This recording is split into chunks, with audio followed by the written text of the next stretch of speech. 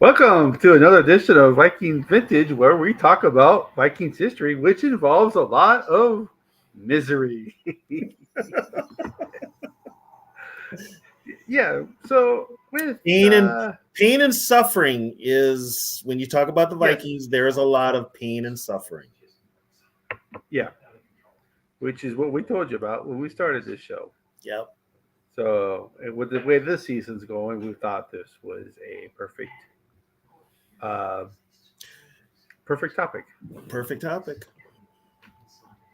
So let's get into it. Vikings, let's win this game. Score Vikings, honoring the name. Go get that first down, then get a touchdown. Rock 'em, sock 'em, fight, fight, fight, fight. Go Vikings, run out the score. You'll hear us yell for more. V-I-K-I-N-G-S. Score Vikings, let's go.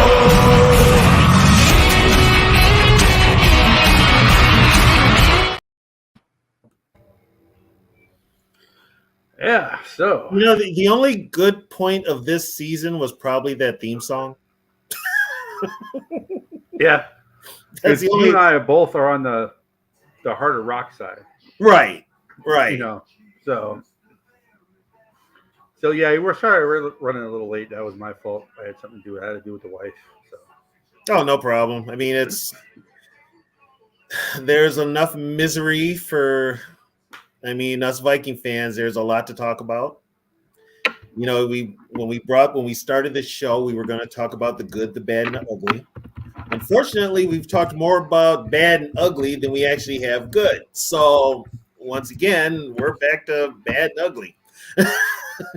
yeah, so the first two seasons, they weren't good, but do we consider them bad or just because they were Oh no, expansion teams? you would just consider them an expansion team.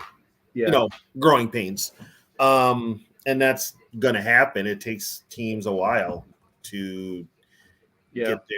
get their what they want to do, get their plan in place, and work with it. So 67 was probably their first true bad season. And that, unfortunately, was because it's Bud's first year.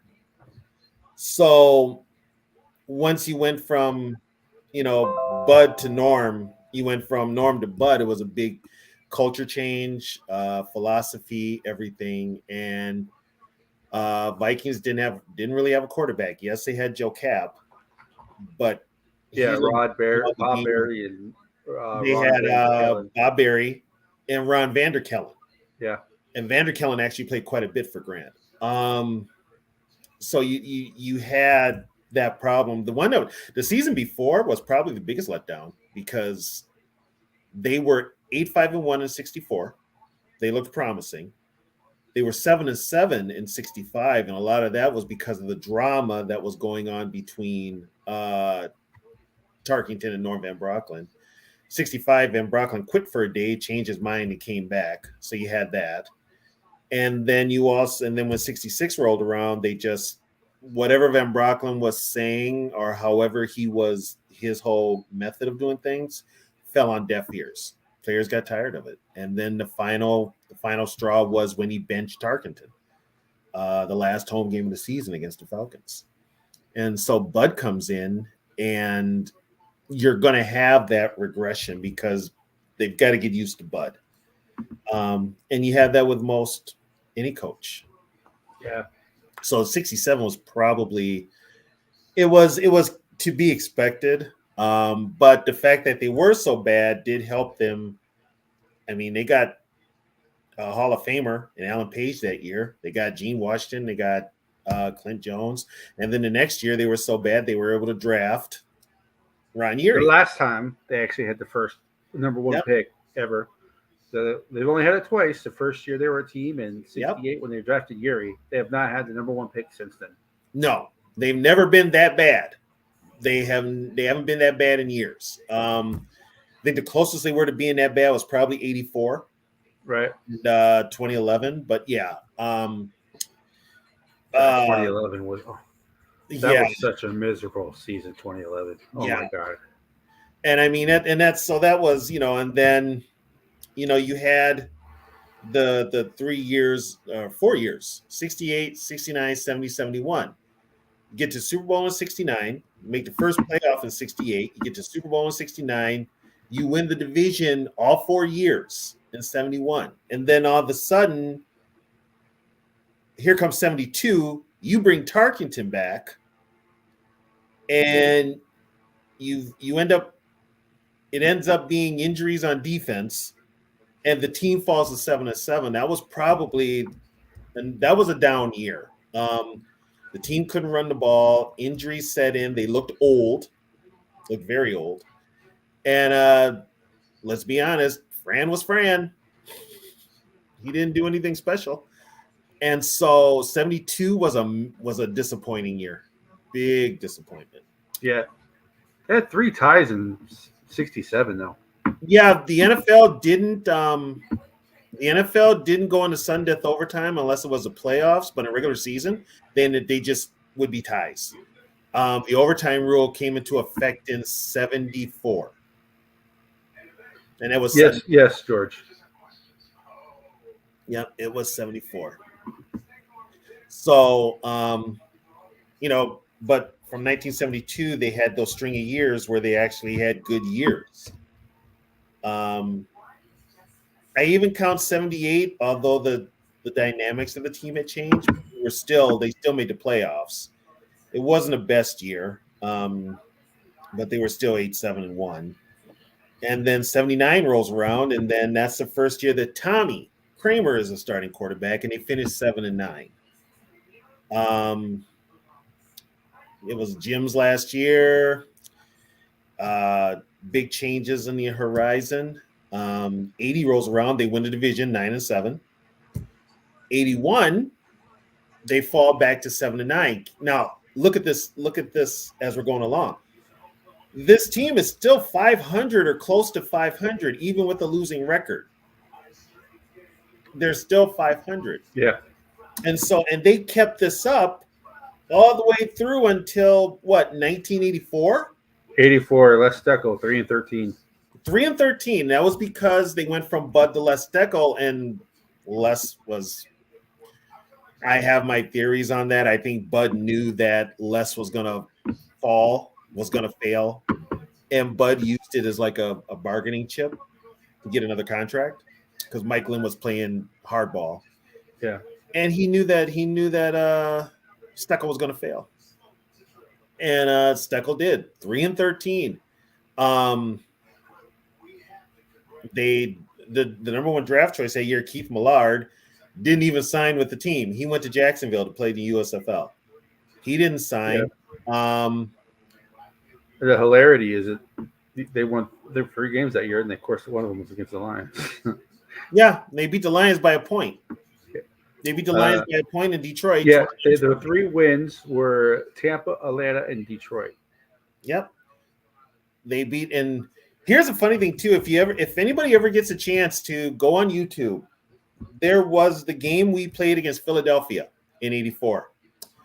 Vikings were winning that game until the very end. And if you think the refs now were on some BS, in that game, the Vikings stopped the Eagles on a 4th and goal, and there was maybe a second left in the game. The refs threw a flag. They called the Vikings for a phantom face mask, which gave the Eagles one more chance to score, and of course, the Eagles did score. So if you thought that the refs are on some janky crap now, it's been going on for a minute. But that was a year that the Vikings were losing games like 51-7. 42-13 against the Chargers. Yeah.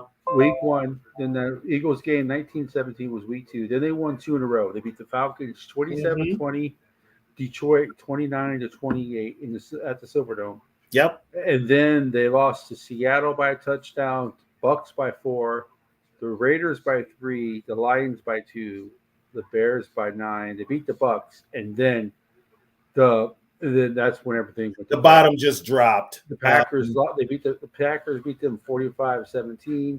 The next week was 42-21 against the Broncos, 34-3 to the Bears, 31-17 to the Redskins, 51-7 to the 49ers, 38-14 to the Packers.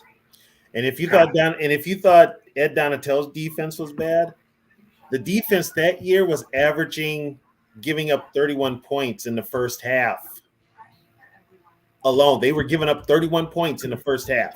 Yeah, the passing defense was 236 yards, 236 yards a game, which was a lot back then. So it was a running league. 3,779 yards. The rushing defense gave up 2,500 yards, 160 yards per game. The total defense was 28th in the league. Yep. That's how bad it was. And there was only 30 teams in the league then. Mm-hmm. No, 28. It was only 28. This is 84. Oh, yeah, 84. Yeah, sorry. Yep. Yeah, it was only 28. And that's the year. That's right. That was the year we went through 3 quarterbacks. What's his name got extended playing time was Wade Wilson. Archie Manning got a ton of time. That's the game where Archie Manning took that beating in Chicago, where I thought the Bears had killed him on that last sack. I really did. Steckel left him in there, and the Bears just, that 46 defense, he was like a sacrificial lamb. They just beat him like there's no tomorrow. And but I mean, one of the few bright spots was Alfred Anderson, rookie running back. But that team was just, and after the last game, they lose to the Packers, and hey Zoe. They lose to the Packers, and Les Steckel gets fired the next day. Yeah, and that's good. You hear, Zoe. You get a quiz at the end of the show. Yeah. And everybody pretty much knew that Bud was going back. It wasn't even that was probably the worst secret. Was it more of his coaching style, or was it just that they knew Bud was coming back? Steckel's coaching style, because he was like military, right? Yeah, and the Vikings weren't used to that. They had laid back Bud approach, and they'd had that for like 17 years. And many of the players had been in that approach. These guys were veterans. They didn't want to go through the physical camp that Steckel put them through. Kind of like that Dick Vermeil type of training camp. They didn't want to go through that. Not the older guys, who, by the way, Steckel cut many of them. But yeah, it was just said, and he was out of his element. He wasn't ready for the gig. Yeah. No, he wasn't ready for the gig. The one that should have got the gig. Now, here's the funny part. The one that should have got the gig at that time was Jerry Burns.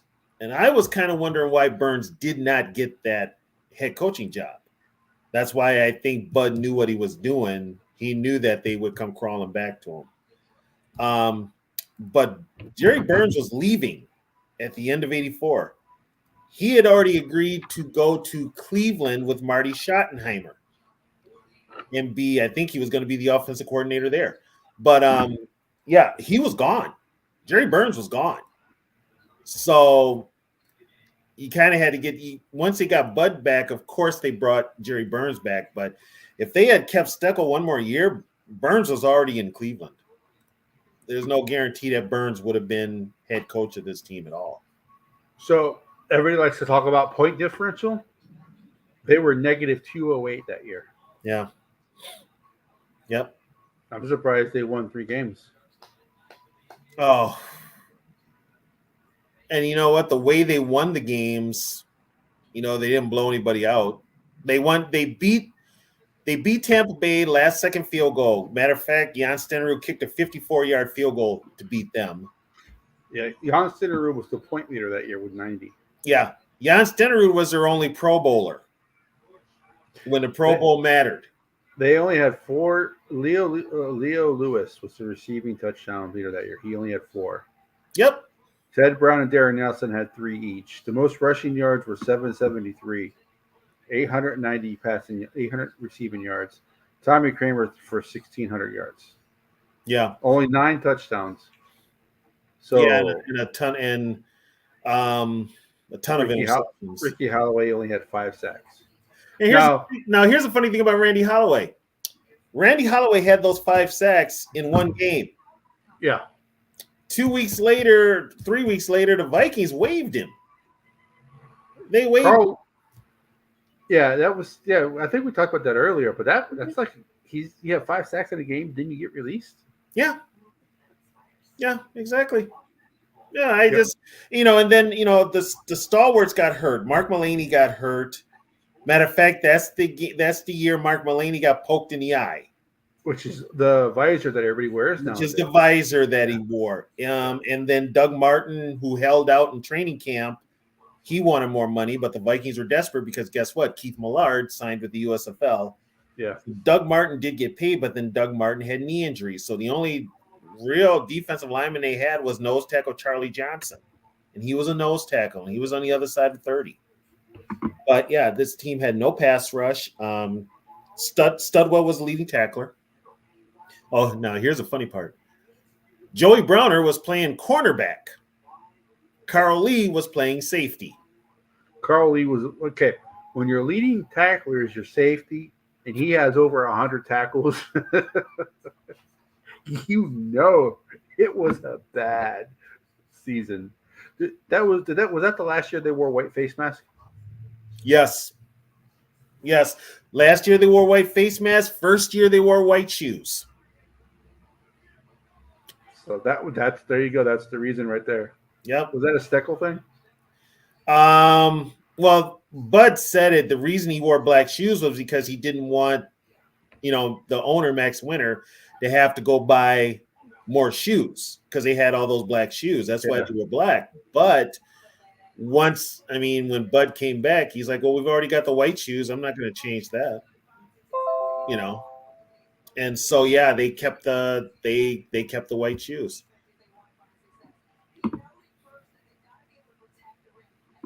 Yeah, that 84 was my beating to this day, T-Bass. Yeah, 84, 85 was my senior year in high school, T-Bass. I was a class of 85, so I had to go through that. That year of football was probably the most painful up until these later years. But yeah, 84 was one of the worst years for Viking football. Yeah, it's pretty bad. You don't even have 1,000 yards. You barely have 1,000-yard passer, which back then, but when it's running, you only have 773 yards running. Your offense was 25th. So not only were you bad on defense, you were bad on offense. The team was bad. They had a bunch of different head coaches. They moved around coaches and gave them new responsibilities. The only coach that stayed the same that Steckel kept was Jerry Burns as offensive coordinator. And I want to say Burns, I think he had lost his play calling responsibilities. And I think it was Steckel that was calling the plays. So yeah, they Max Witter and Max Lid were running the team. Max Winter, that was his team. Max was still very involved in day-to-day things. It was Mike Lynn later. I think it was Mike Lynn probably 85 on. But yeah, 84 was still mad. But Bud used it to get more money in 85. He got that contract. Yeah. So that was the most points allowed from 63 to 2000. That was the most points allowed. Mm-hmm. Yeah. Yep. So it was that's probably. They were bad when they first became a team, but you expect that because they're an expansion team, and unlike the NHL, expansion teams are supposed to be bad. You're not supposed to give an expansion team everything they want for them to be good. Right. An expansion team is not supposed to win the championship. The fourth or fifth year in existence, which is what hockey does. Yep. That's probably up for a long time. That was the worst season. But 2011 was pretty bad. Well, we had We had a bad season in 1990 too. Right. 1990. But no, yeah, 1990 was bad, but it was not 2011 or 84 level. No, but when you had went to the playoffs, I mean, you had been above 500. You had been around 500 or above 500, and then all of a sudden you win the division 89 with the number one defense, by the way. Yep. And then you fall to 6-10, and that was their first full year with Herschel Walker. But that was also the year that Mike Lynn resigned in the middle of the season. I mean, the Vikings started out 1-6. Yeah. And so after Steckel, when Bud came back, they went 7-9, then mhm. 9-7, then 8-7. Those were always Jerry Burns. Yep, and they finished second. Those years 88, they finished second as well. They went 11-5. Yeah. They won a playoff game. They lost to the 49ers in the playoffs again that year. 89, they won the Central. They went 10-6. Yep. But of course, they lost in the playoffs. Yeah, they got their asses kicked by the Niners. 41-13. Yep. Yeah. And then 1990, they went, as you said, they went 6-10 that year. They missed the playoffs for the first time since '86. They went 1-6 in their first 7 games, including a 5-game losing streak. Then they won the next 5, typical Vikings. Yeah. Including a 41-13 win over the Chicago Bears. Yeah, they actually they beat up on Jim Harbaugh. They sacked Harbaugh like 6-7 times that game. And of course, the 1990 draft, they didn't have their 2 picks because the Cowboys had them. The Cowboys had them, yeah. But then 1990 is also the same year they played Tampa Bay, and Vinny Testaverde ran for over 130 yards, including like a 47-yard touchdown. It was if you thought that Steve Young run was like, how did these guys not tackle him? Watch that Vinny Testaverde run. Or Sunday. And exactly. And you'll just be like, really? But yeah, it was, and that was a sign that Burns had lost the locker room. But the problem was that Herschel Walker trade ticked off a lot of the guys in that locker room. A lot of the players never were big on having Herschel there. The weird thing about that is that other than the Bears, who went 11-5, everybody in the division was 6-10. Yeah. Yep. Yeah, and the Vikings the next year got the 4th place schedule. Yeah, or 5th place. They got the 5th place. Yeah, there was 5 teams. Yeah. The Bucks were 5-3 in the division. T-Bass, that was 1980. The 1980 game, the Vikings won 38-30. That's what you're thinking of when Kramer and Williams got in the shootout. But yeah, that season was just a nightmare. There was a lot of hope coming into that season too, and it just fell apart. And then 91, they're just treading water. But once again, they were 8-8. Rich Gannon, 2,200 yards, 16 touchdowns. Herschel Walker, 770 yards, 5 touchdowns. Anthony Carter had just over 1,000 yards. He had 1,008, 8 touchdowns. Dono Igwe, 61 points. Herschel Walker, kickoff returns. Leo Lewis, punt returns. Mm-hmm. Most tackles was Henry Thomas. Chris Dolman had 11 sacks. Bronner had 7 interceptions. And Dolman had 4 fumbles. The passing offense was okay. It was 11th. The passing defense was great. The passing defense was 3rd. But their rushing defense was 21st. They couldn't stop the run, and one of the reasons was because they didn't have Keith Millard. 129 yards per game is what they gave up. Yeah, they didn't have Keith Millard, and plus, then that was Scott Studwell's last year too. So they were they were splitting time between Studwell and Ray Berry, and Ray Berry wasn't the answer either. So, but yeah, they lost Millard, and they lost the heart of that defense. They did. And then 91, they're back to 8-8.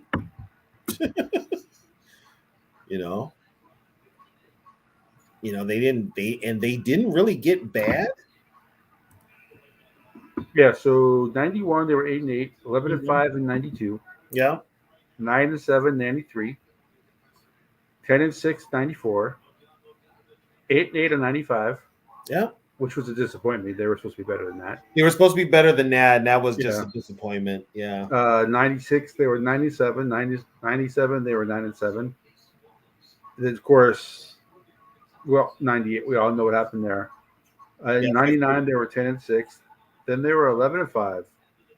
And then 2001 and then 2002 they were 5-11 in 2001 and 6 and 10 in 2002. Yeah. 01 was the year that Corey died in training camp. So that And put also the them year on. Dennis Green got fired. And Denny, well, he didn't get fired. He resigned. Well, that was kind of He he didn't get fired. resigned. He was going to get fired. He didn't Yes, get that's fired. what I'm saying. It was either you're going to get fired or if you resign, you can do either. He was you going know. to get, he was going to, Yeah. what happened was after the championship game, Red McCombs and Denny weren't talking. So the only way that McCombs can find out what was going on with the team was to have his spy tell him. And we know who his spy was. Yeah, the same guy who sold the Super Bowl tickets. Right. His spy was Mike Tice, for those that don't know. So just before that final game, now remember they had 9/11, so they canceled games that weekend. Yep. And so the Vikings made it up. They played a Monday night game against the Ravens. Before that game, I think McCombs wanted Bud to, he was going to fire Bud. Not Bud, he was going to fire Denny. And he didn't get the chance to. Denny resigned. Yeah, they drafted Michael Bennett first. Yep. Some guy named Willie Howard second. I don't know. I don't know who that guy is. For those of you who don't know, that's Yogi's brother. Yep. And then Eric Kelly. He was all Kelly right. Kelly was steady. Yeah. Nothing spectacular. He was steady. I actually remember Sean Worthen. He was not very good. He was Cedric James, back-to-back TCU players. That's weird. Then we got Patrick Chirkawa, and then Kerry Scott. So pretty much 2-3 players, maybe. Well, Chuck Warren stuck around for a couple of years, but yeah, they didn't have their third and fourth pick was traded to the Patriots. They traded with the Patriots to move up to get Garrett Kelly. Yeah, it was 01 was they needed Robert Smith surprisingly retired. He was going to get a big payday and then he retired. But the death of Corey put a cloud over that team for the rest of the year.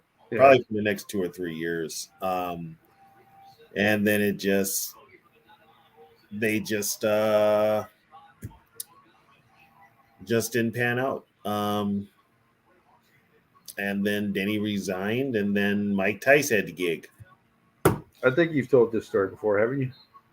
Oh, about Millard in the hotel room? In case I didn't, here it is. Before training camp, Keith Millard was staying in a Bloomington hotel room. And he was playing loud music. I guess he was drunk. Somebody called the cops on him. So the cops show up. And he opens the door and he's belligerent with the cops. The cop says something and Keith Millard says, "My arms are more powerful than your guns." And he was serious. He was dead serious. Yeah. That man was crazy. Yeah. Oh, I had a friend of mine years ago. He was at a bar and he calls me after he leaves this bar. He didn't know much about football, but he's like, "What does Keith Millard look like and who is he?" I'm like, "Keith Millard, dude, he plays for the Vikings. Fucking big ass white boy, plays defensive tackle." He's like, "Really?" Because I'm at a bar out here and he just beat up a boyfriend and girlfriend. He beat up a couple. I'm like, "What?" Come to find out, the girl had got mouthy with Millard at this bar. And she actually threw a drink in Keith's face. And Keith got pissed. Well, then her boyfriend tried to step to Millard. Well, that didn't go too well. And he's like, yeah, they got in a fight. He threw a dude halfway across the bar, started beating his ass. Well, then they got him off of him, and then he disappeared into the kitchen. Well, come to find out in the news report, Keith Millard had called his teammate Terry Tausch to come and get him. So he ran out of the kitchen into the alley, and Terry Tausch was right there to pick him up. But yeah, I mean I heard all the Millard stories. Good, he was a bad man. He was on and off the field. On and off the field, he was. Could he have been Royden? Maybe. He also had a lot of issues growing up too. Like his biological last name wasn't Millard. It's right. So he is, but hell of a football player. Yeah. If he does not blow out his knees, which he came into the league with bad knees. If he doesn't blow out his knees, he probably is in the Pro Football Hall of Fame. Definitely Ring of Honor. Definitely Ring of Honor, yes. Definitely Ring of Honor. But yeah, 01 was just a bad year. And 01 was the year we got rid of John Randall and Todd Stussy. And they went undefeated in the preseason. Yep, they went undefeated in the preseason. So guess what? Everybody's happy. And the first play of the regular season, Steve Smith returns a kickoff for a touchdown. That was Carolina's only win that year. That was Carolina's only win that year, and their quarterback was Chris Wenke, who just happened to be a St. Paul, Minnesota native. He went to Cretin-Durham Hall High School. He won the Heisman. He was like 20-some-odd years old, but he played baseball first. Yeah. And so when he decided to go play football, he had all that eligibility at Florida State, and that's where and then was he a number 1 draft pick? I believe he was. God. Let me see. They also had George Blanda, not George Blanda, but George Seifert. Seifert was their head coach, right? Yeah. The first pick that year. Oh no, Chris Winkie was a 4th round pick. The Panthers draft was Dan Morgan, Chris Jenkins, Steve Smith, Chris Winkie. Okay. Yeah, and 2 of those guys helped get the Panthers to the Super Bowl 2 years later. Yeah. So, yeah, the Carolina Panthers beat them 24-13. Then they lost to the Bears the next week. Yeah, that was after 9/11. Yeah, that was, yep. And then 2016 was they beat the Bucks 2016. Mm-hmm. They lost to the Saints. Then they won 2 in a row. They beat the Lions and they beat the Packers back to back. Yeah, the Lions game is actually on YouTube. And they beat the Packers 35-13. Yeah, that was an ass kicking. And then they lose to the Bucks the next week 41-14. And then they had the bye week, and then they come out of the bye week losing to the Eagles. Wasn't that 45-7 or something like that? 48-17. 48-17. See, I remember that year so well because that's the year I lost my parents. Okay. So that I remember everything that was going on. So paying attention to the Vikings. The Vikings didn't make it any easier. No, they didn't. The one thing that I thought would help me get over shit didn't help at all, and that was the Vikings. But yeah, that was there was a time where Cretin put out quite a few NFL players. Yeah, don't remind me. I went to Central. I went to St. Paul Central, and Cretin was like right in the. Cretin is a military school. They were right in the. They were right. I knew it was kind of like a private school. I didn't know exactly what type of private school it was. It was a It was a military. It was an ROTC. Is it still around? Cretin was the boys, and Durham Hall was the girls. And then they merged. Is it still high school? Yes. Okay. Yes. But yeah, they were.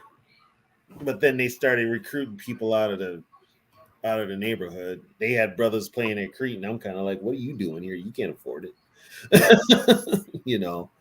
But yeah, it's that year was just all around bad.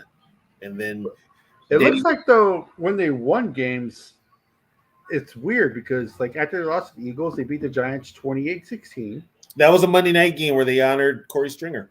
And then they lose to the Bears the next week. Mm-hmm. Then they lose to the Steelers.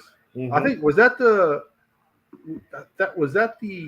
Cowher shoving the photo in the referee's pocket? Oh, that one was 95. Okay. Because I think the Steelers came back and won that game, didn't they? Nope, they lost that one 42-20, 24 or something like that. And then so they lose to the Steelers 21-16, and they beat the Titans the next week.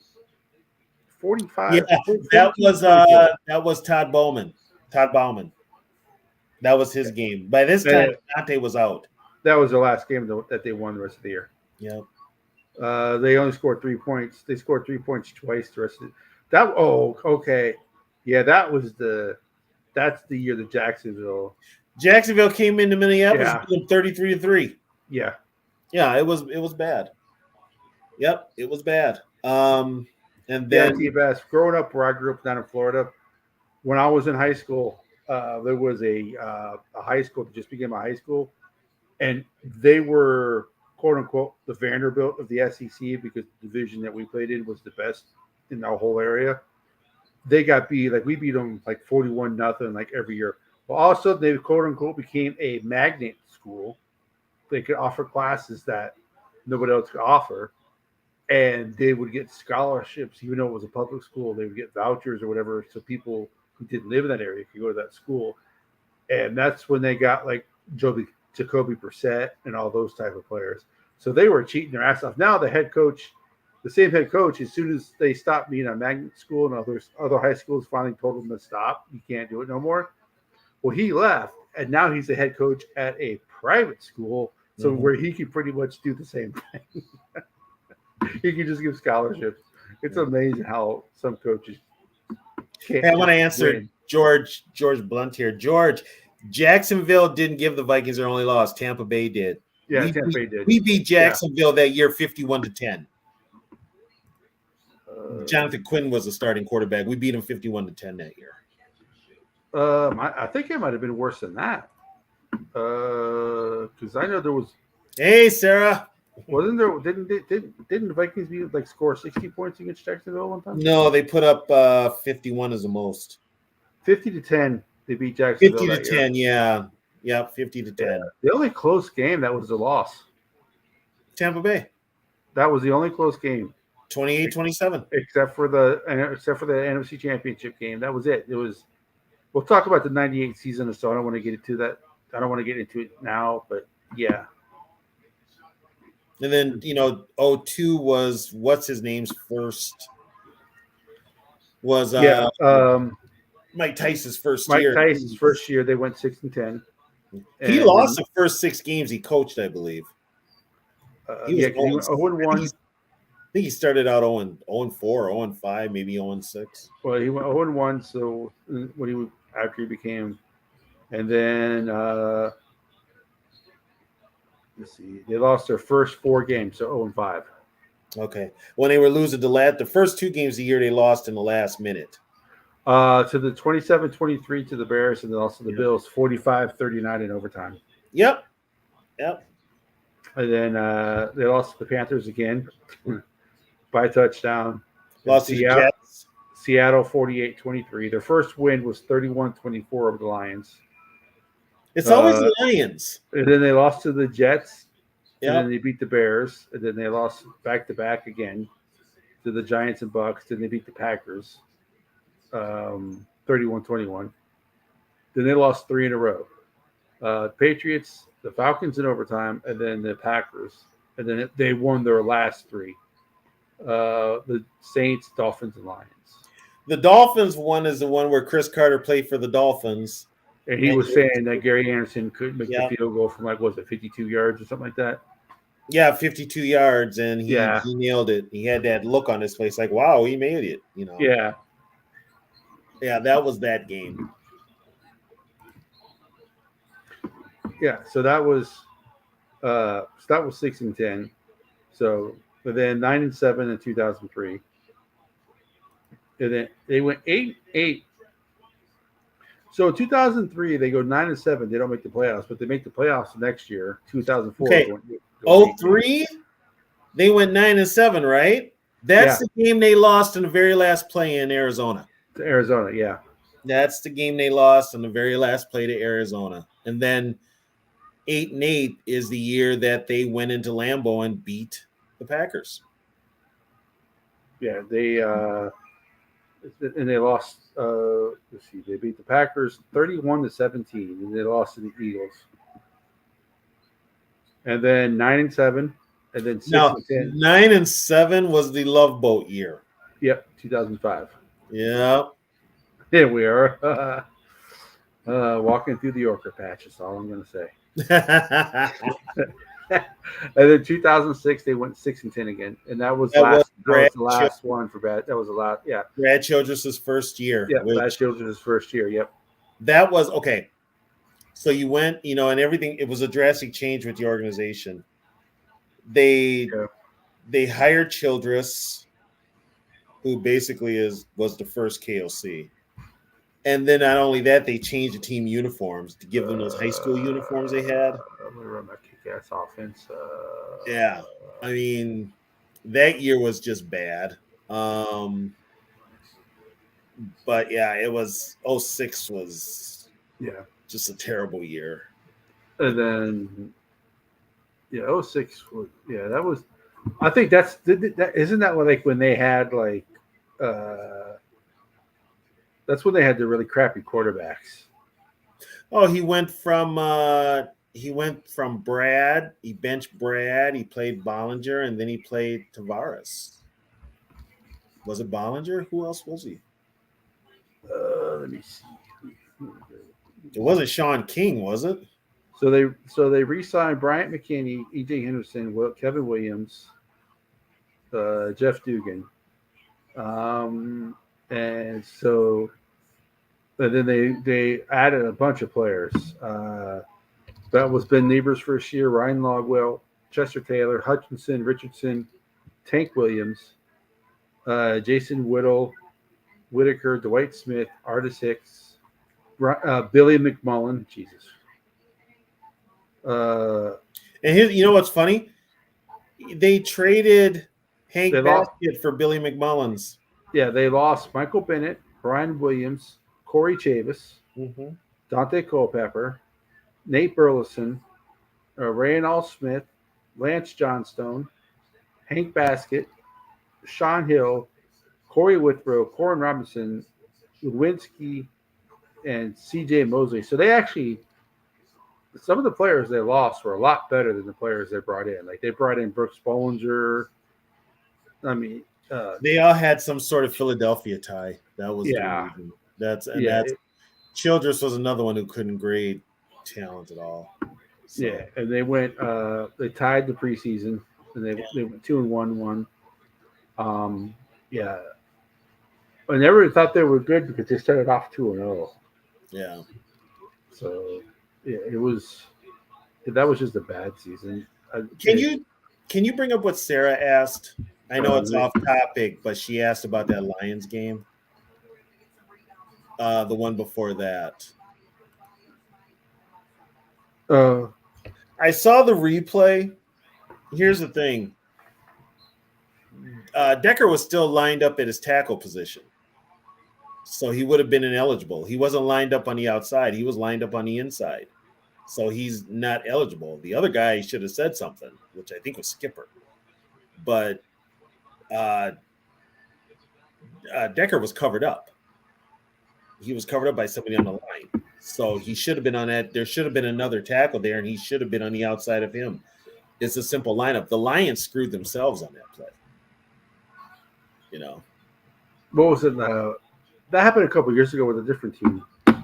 Yeah, it's happened before. They outsmarted themselves, got themselves. Yeah. But you know what? I noticed the Lions weren't complaining when Jones got that bogus roughing the passer call. That changed the whole complexion of the Vikings-Lions game the week before. It took the Lions to do a Lions thing to screw them out of this game. Yeah. It just and it's just the Lions. What can we say? Yeah. So 06 was a train wreck. 07 Peterson Oh, came 07 in. wasn't really much better. I But mean, they got Peterson, so they finished 500. yeah.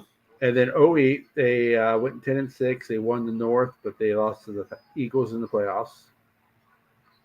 Then 2009, we'll go over that season as well. 20-10, 6-10. Yeah, I remember that being a pretty bad season as well. it was bad. It started out bad, and then they got Randy Moss, Yeah, and then Childress cut Randy Moss, and then Childress got fired. And who did he beat? Who did he lose to so bad that he got fired the next day? He lost to the Packers. yeah. That was also the Vikings' 50th season, which also sucks. Oh God! You talk about. I think they wore the throwback uniforms a couple of times. And they lost in both of them. Yeah, They had the game where, and that's the year the dome deflated. So yes. they had to move that Bears game to U.S. Bank, and then that Lions game got moved to Detroit. We were Yeah. playing. No, we were playing the Giants. The Yeah, playing Giants, the Giants on Tuesday. Yeah. and it got moved to Detroit. And then the So next game was at TCF. So the last 6 games of that season were coached by Leslie Frazier. He went 3-3 in the last 6 games because Childress got fired after the 31-3 loss to Green Bay. yeah, The Vikings were 3-7 when he got fired. yeah, they were And they were the bad. game before that, they lost to the Bears by 2 touchdowns. Yep. So Yeah, you're right, Sarah. Shady and Sean Payton go together. yeah, That's not even I mean, it was Shady in 09 with the whole, and now here's the thing. Greg Williams got blamed for it, but guess what? That probably was Sean Payton. They got Williams, they got Greg Williams on tape. They ain't well, got Sean Payton coaches. saying everything. How often does an assistant coach just go on his own and do something drastic like that? Very seldom. Yeah, Very seldom. But yeah, Peyton. The whole thing with Russ is it's the team doesn't want to pay him, so the Players Association gets involved. That's Yeah. what it is, and so that's why it's happening. But yeah. But Sean Payton's proven he's nothing without Drew Brees. yeah, he is literally nothing. So we're at 2010. Oh God, 2011. Yeah, we're at 2010 right now. Oh my God. So they lost their first 2 games that year. The Lions again were the first team they beat that year. Yep. Then they also beat the Cowboys that year, so that's good. They got swept by the Packers Mm-hmm. that year. They got swept by the Bears. Yep. They lost to the Bears 40-14. That was a game at U.S. Bank, right? Yep, The Monday yep. night game No, the TCF Bank. or TCF Bank. It was the Monday game night after game, the Giant game. Yeah, the snowstorm. We had all that snow. It got cold and snowy. Yeah, They literally were shoveling out snow at the stadium. And here's the thing: they brought out the 50 greatest Vikings for that game too. yeah. And That was the Bud Grant shirt with the that shirt. was the Bud Grant. You got carried off the field by Matt Blair and Tim Irwin. Yep. That was and most of those guys played in those elements. That's the fun. Yeah, that was a Monday Night Football game. Yeah. Which goes back to why would they play that? But it was definitely TCF Bank Stadium, and this was the game. This was the reason why they put the heating stuff in the field. Yeah, the Wolves paid for that. At TCF Bank Stadium because the field was so hard. Favre got a concussion in that game because Favre got a concussion. That was the last time he played. Yeah, because the field was so hard, and they wore throwback uniforms that game. Yeah, but and that was when the Vikings moved to TCF Bank for those 2 seasons. They put extra coils in the extra heating coils in the grass in the artificial turf, which I don't know if it helped in that. I don't know if it helped in that Seattle game. No, but Yeah, they I still don't. should have won that Seattle game. Yeah, I don't think it helped in the Seattle game. But yeah, that was kind of, Well, you know what? And Brett getting that concussion kind of put an exclamation point on that season. yeah, That's how bad it was. Um, and then they beat the Eagles next week. I don't know how the hell they did that, but that then was they Joe lost. Webb.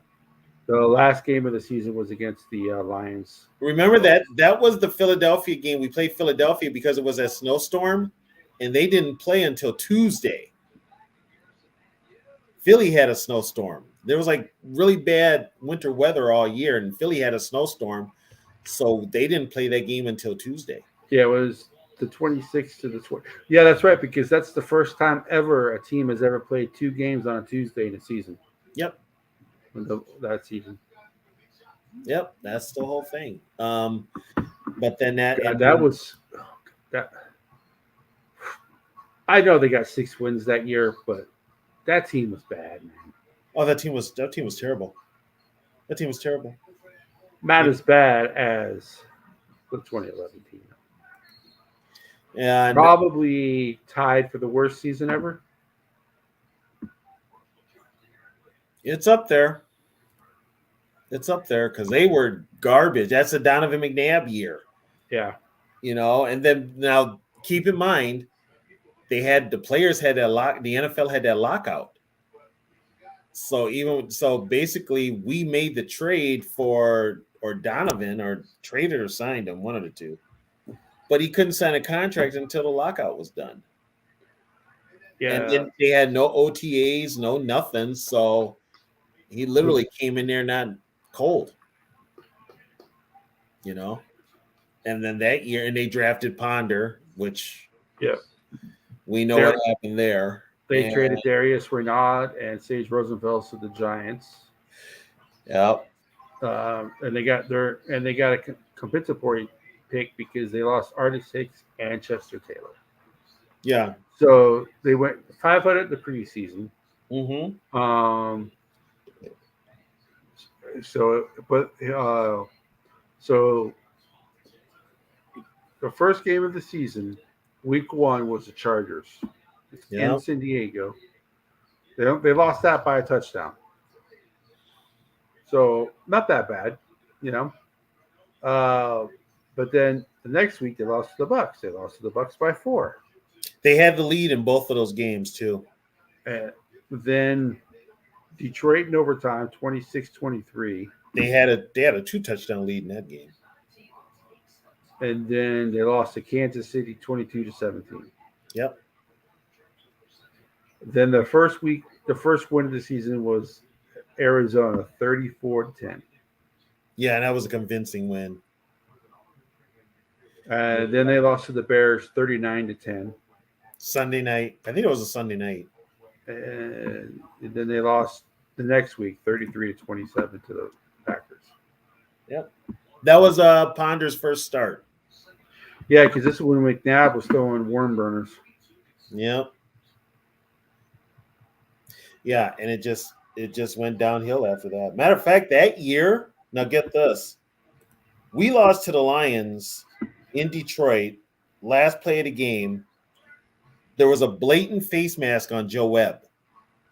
It wasn't called. It was blatant, right in front of the referee, which caused Webb to fumble the ball.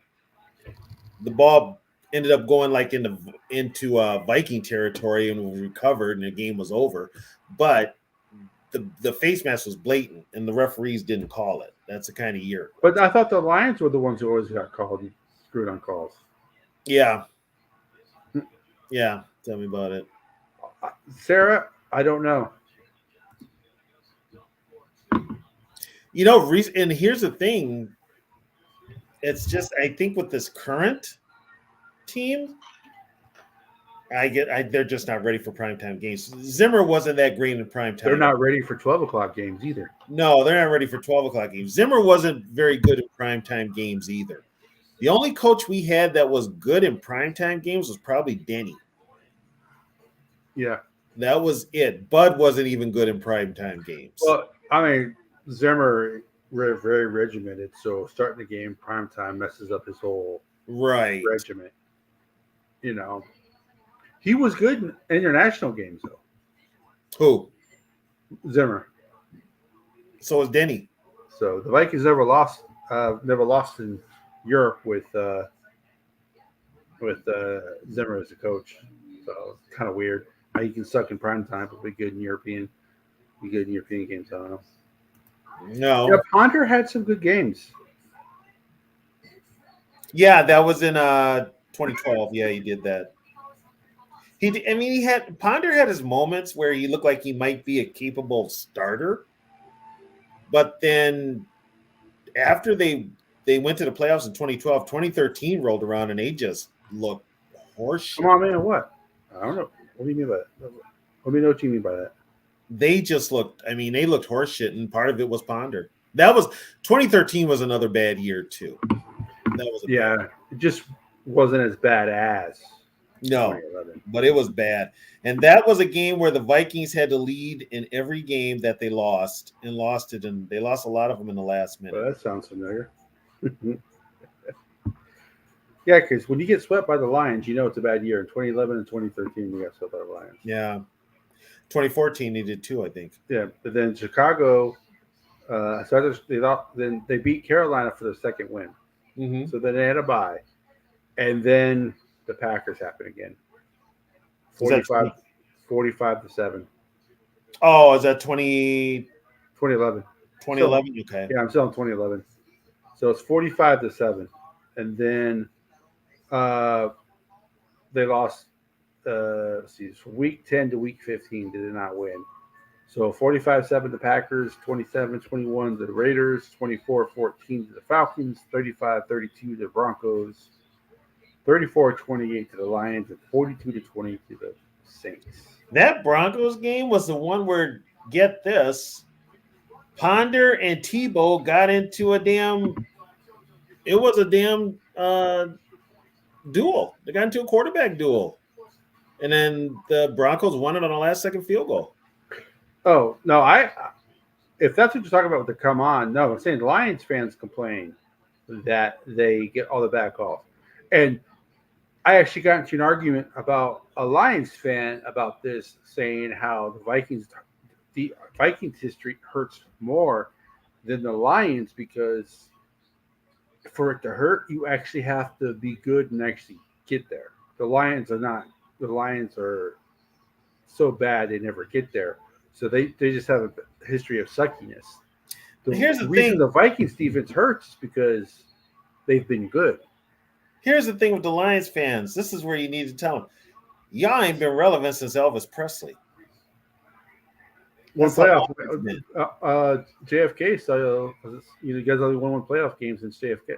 Yeah, you've only won one playoff game, but now you're talking all this trash because you won a division. Get the hell out of here.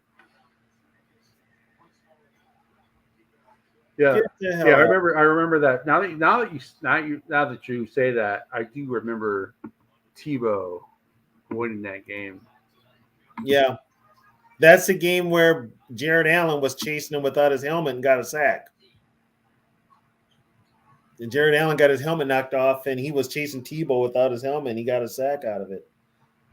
That was one of those, and that was another game we had the lead and couldn't seal the deal. They did not win a division game that year. No. Nope, not that year. Yeah, because their last win was against the Redskins. Yeah, that's the game they lost to AP. And they only had one home. They only won one home game that year as well. Now, who was that? That was against the Cardinals. The other Cardinals. the other two wins were on the road against the Panthers and the Redskins. Yep, that was the Cardinals.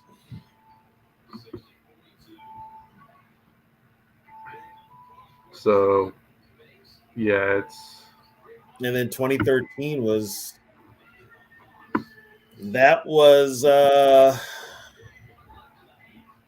So they went 5-10-1 that year. Yeah, that was Leslie's last year. Leslie's last year, and that was Ponder's last year as a starting quarterback. Matter of fact, Matt Castle was So playing quarterback towards the end there. 2012, the year in between. That's the year they actually went to the playoffs. That's the year that Ponder actually had a pretty good year that year, and he was the reason why they made the playoffs. But the reason they lost the Packers in the playoffs, and the reason they lost them, I think the reason they lost that playoff game was because Joe Webb had to start. Yeah. Yeah, 'Cause Ponder at they game time, Ponder couldn't play. And I'm like, Yeah. what the hell happened? No, Leslie is not the DC in Buffalo. I think he took a year off. Yeah, he took a year off. Yeah. Yeah. Yeah, Leslie took a year off. But also 2012 is a year that AP ended up 9 yards short of the rushing record. So, just for that, that was also the last year they wore him high school uniforms. But T-Bass, let's be honest. Can the Lions fans really talk trash? 4 division championships since '61. Playoffs, division champ once every 30 years. They win the division. 1 playoff game since JFK. I mean, I understand they're proud of this year, but no, like Viking fans during the regular season, we talk shit because we know we're a good regular season team. But playoffs, I don't know about you, Tony, but in my mind, in the playoffs, what's going to go wrong to cause us to lose? One, I don't talk shit during the regular season. So I don't even care. I try not to because it always comes back to bites me in the ass. I never talk shit.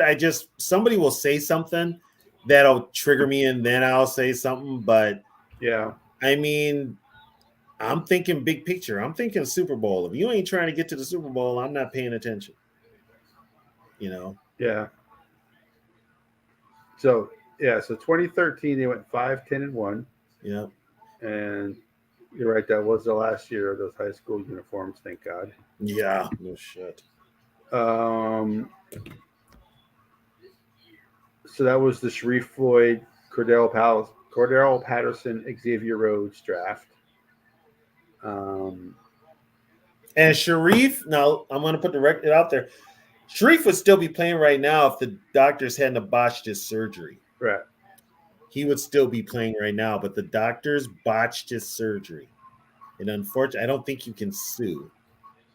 But he is a coach with the Cowboys. So last I checked, he was coaching with the Cowboys. They traded Percy Harvin that offseason. Yeah, he went to Seattle and got a ring. Yep. Funny thing is, Harvin didn't play all year except for the Vikings and the Super Bowl. He didn't play all year. They had some re-signings. But Castle was the addition. Greg Jennings, Zach Line, Josh Freeman, and then Josh Freeman was one damn game, and I don't even know why they started him that game. So, and they only won 1 game in preseason, which doesn't really matter. But they started off 0-3 that year. Of course, they finished last, and they finished last in the division. It was the Lions the first game of the season. They lost by 10. Then I think I remember this Bears game when they lost by 1 to the Bears.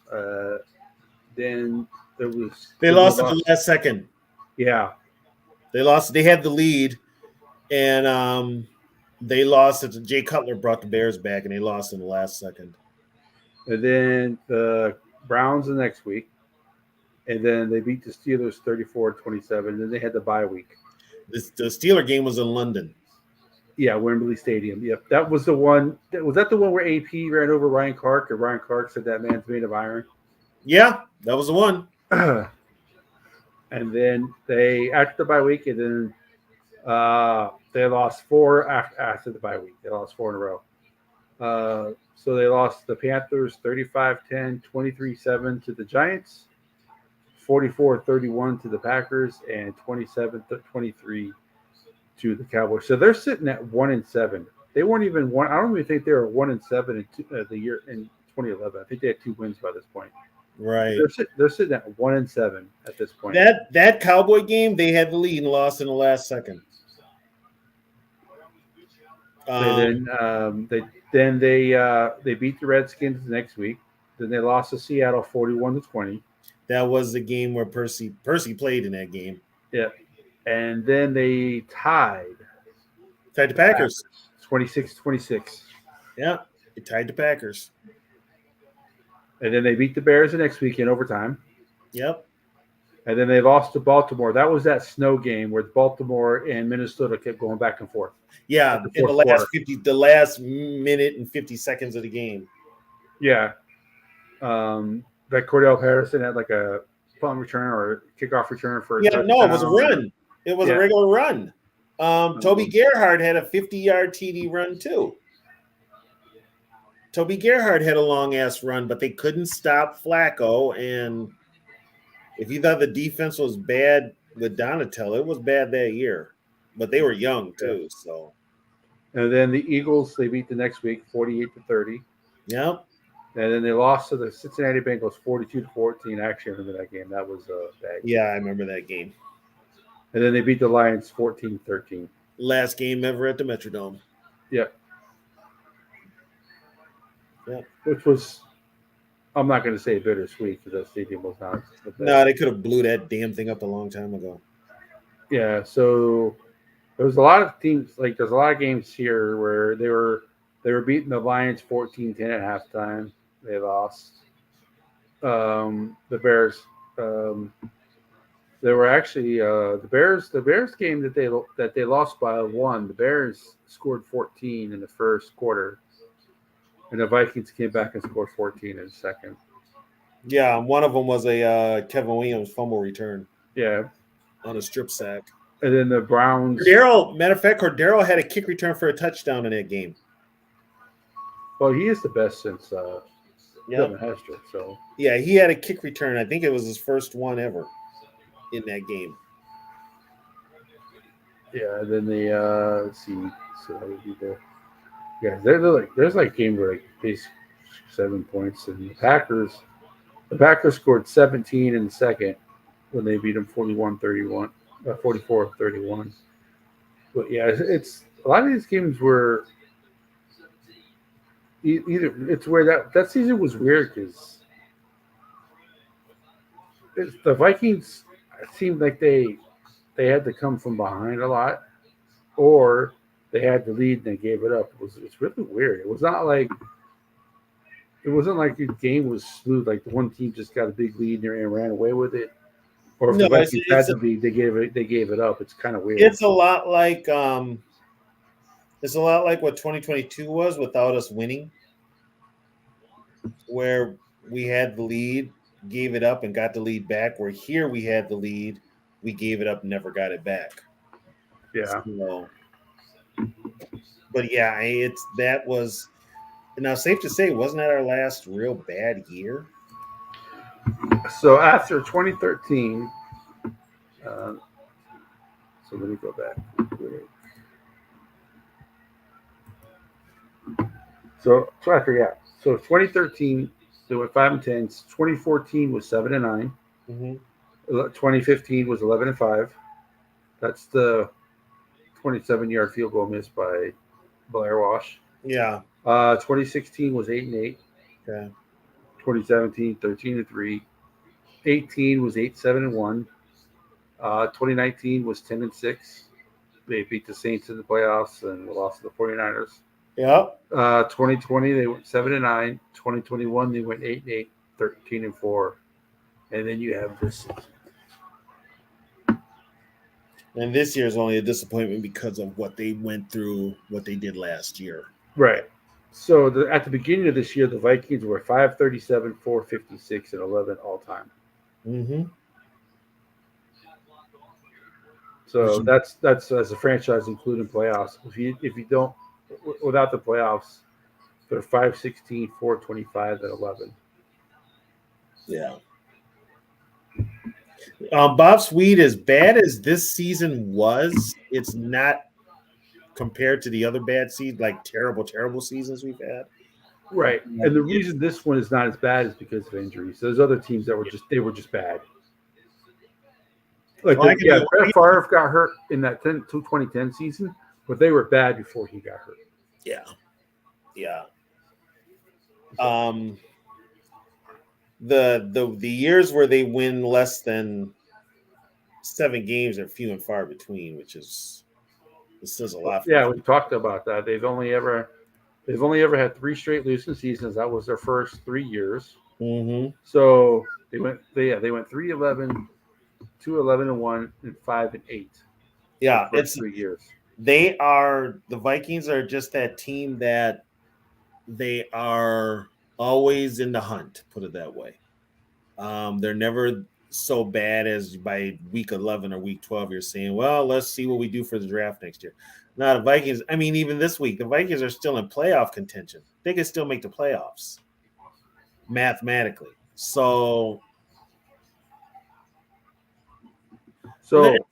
it's since 1961, they have had 7 seasons where they've had 5 wins or less. Yeah, it's basically what I say about the Vikings is they're on the hamster wheel with no sign of getting off anytime soon.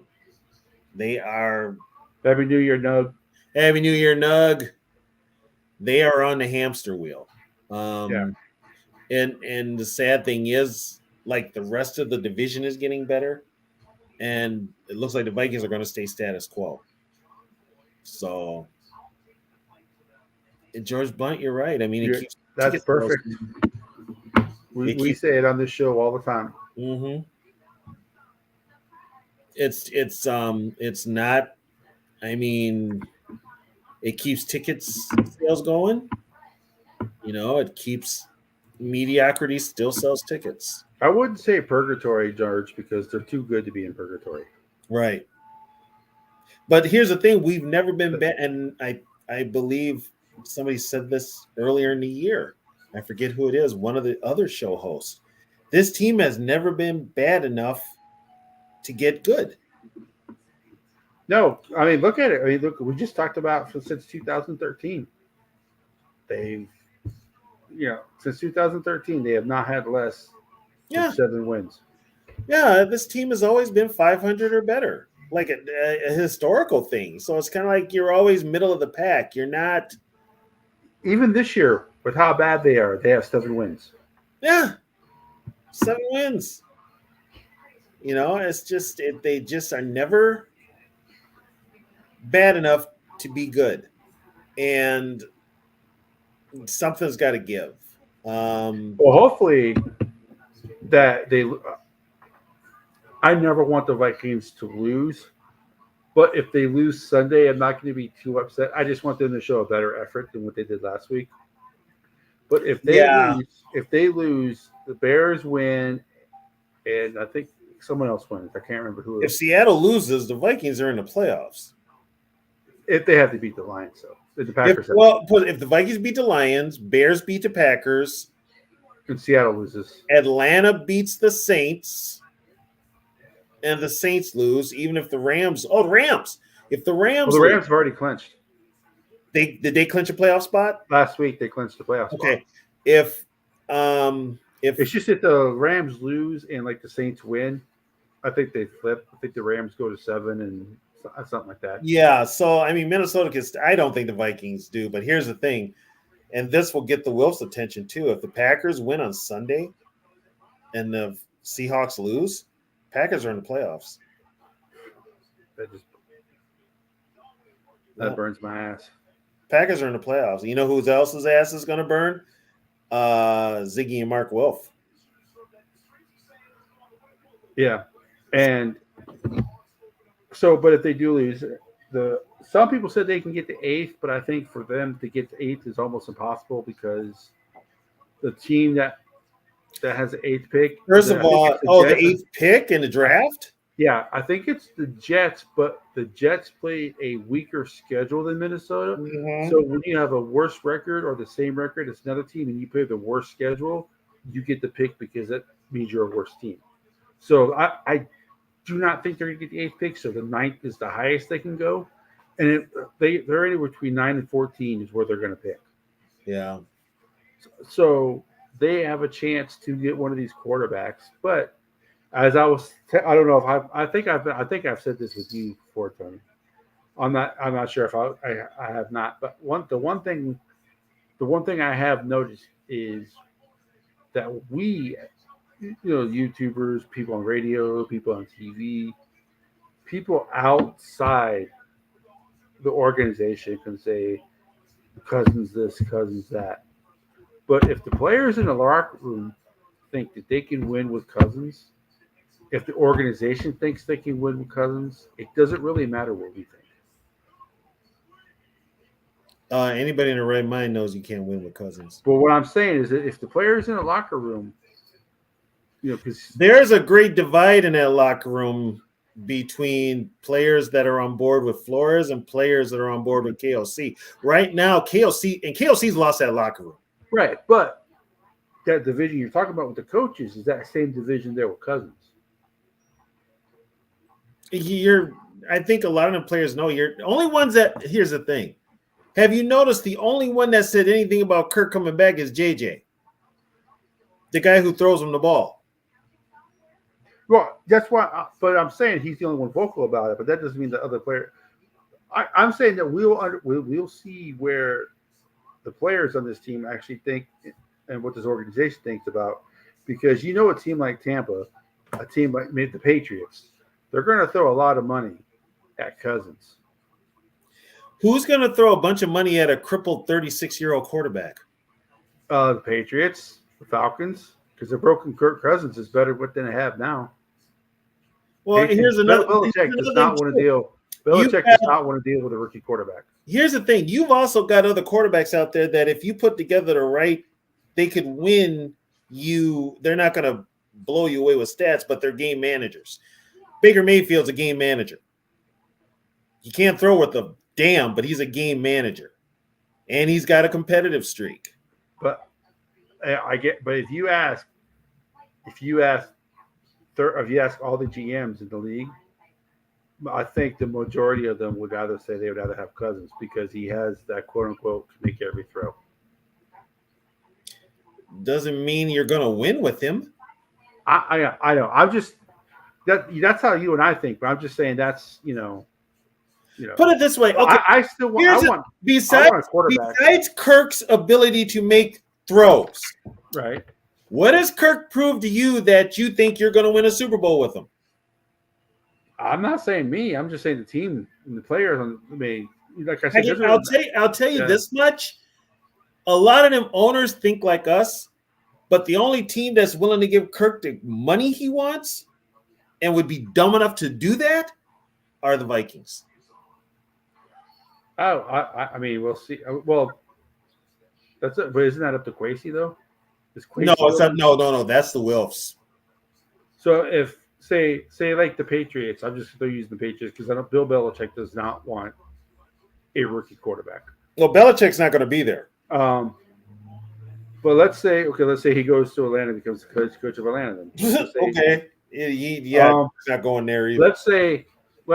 Let's just say he offers Cousins 2 years, $85 million, guaranteed, or 3 years, or maybe 3 years, $85 million somewhere. Kirk's going to want guaranteed money, right? He's going to one of those years will be guaranteed. Okay, 1 year is guaranteed. Do the Vikings match that? Is Kwesi going to say, I am not paying him that much money? Or do the Wolves say, screw it, we're paying him? The Wolves say, screw it. So then why have a GM? Your guess is as good as mine with the way they're running the damn team right now. I mean, I would if Kirk Cousins wants a team friendly deal. He's not going to. No, Kirk's going to want 2 years, 40. Let's say 2 years, $40 million. Yeah, Kirk's going to want at least 2 years guaranteed money. And then we draft a quarterback like Penix or McCarthy who can sit behind him for a year. Well, okay, look at it this way. I'll give you two scenarios. Okay. Scenario one, do you really want to sign Kirk Cousins for any more time? Here's the other one, though. Now, this one is going to make you think long and hard. With what you've seen this year with KOC, do you trust KOC to develop that quarterback that you tab to be your QB of the future? Do you trust KOC? I think it depends on what type of quarterback it is. If it's a pocket passer, maybe. But he doesn't know what to do with a mobile quarterback. Which is all the quarterbacks. Right, which just kind of scares me about Penix. Penix doesn't run as much as he used to since he got hurt. But JJ McCarthy doesn't, he'd be a good packet passer to learn a year. Because you saw what KOC did with Dobbs. He tried to turn him into a pocket passer. Same thing with Jaron Hall. He tried to turn him into a pocket. But here's another thing too. This is where I hate you, because you make me give this guy compliments, and I hate giving this guy compliments, and you know it. But then I got to come to his defense with quotes like this. Was it Kirk that made KOC look good? Well, I already told you a top 15 quarterback covers a lot of ill wills of a team. We both I agreed with you on that. Yeah, I agreed with you on that. We both agree Cousins is the top 15 quarterback. Right. And so we're seeing, and I told people this all the time. I said, yeah, you guys don't like Cousins. I understand, but this team is going to be bad. Is going to be bad without him. So we expect them to be bad, and that's proven out to be the point. Because I've been saying a top 15 quarterback covers a lot of ill wills. It covers bad coaching. It covers bad players on the field. A top quarterback, a top receiver, and a top tight end will cover all that. The Vikings have all that. They can cover a bad, horrible running game for a coach who never calls a goddamn running play. So, and that's okay. And now that's the biggest problem. Yeah, the biggest problem is this coach will not run the ball. Okay, you bring Kirk back coming off an Achilles injury. You're gonna have to run the ball more. You're gonna have to run the damn ball, and he will not do it. Well, they need to get rid of Madison. You know what though, when you look at this year's team, you got to really ask yourself this question: who's running this team? Who's running this team? And I don't know. Neither do they. Everything's done by committee. Put it this way: if you had one solid person running the team, you would have, good or bad, because we had it with Childress, so we had it with Spielman. But if you had one person running this team instead of this committee, you would have a real head coach up here, and you would not be saying the shit we're saying because we would have had a real head coach. That is the $1 million question. That's the question, and that's what everybody's asking. And here's the thing. Right now, there's no direction with this team. None. We've got everything's done by committee now. And once they got rid of Spielman, then they said, we're going to do everything by committee.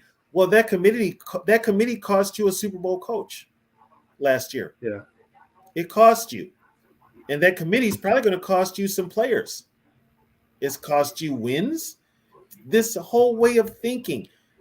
You put the blame on Kwesi if something goes down with Kirk, but guess what now? With the way things are going, if Kwesi wants to move on, you're not going to let him, because guess what? This organization is going to be like, we got to get butts back in the seat. And the only way that happens is with Kirk. And the guy you've got as a head coach is not a quarterback guru. Matter of fact, he can't even call an offense. He's not good at it. He's probably not going to make it as a head coach, which will probably come back on his team twofold, because guess what? The guy that was in the building and they didn't want to give him a damn contract is probably going to most likely come in this league and take his team to a Super Bowl. And Zed, as we just gone through the seasons, the Vikings have proven that they do not stay down for long. Because what happens? They draft a quarterback, it doesn't work. the Zills will do what every other Vikings organization has done since the start of the franchise. You draft a rookie quarterback. He does not work. You sign a free agent. But here's a problem too now with this current organization.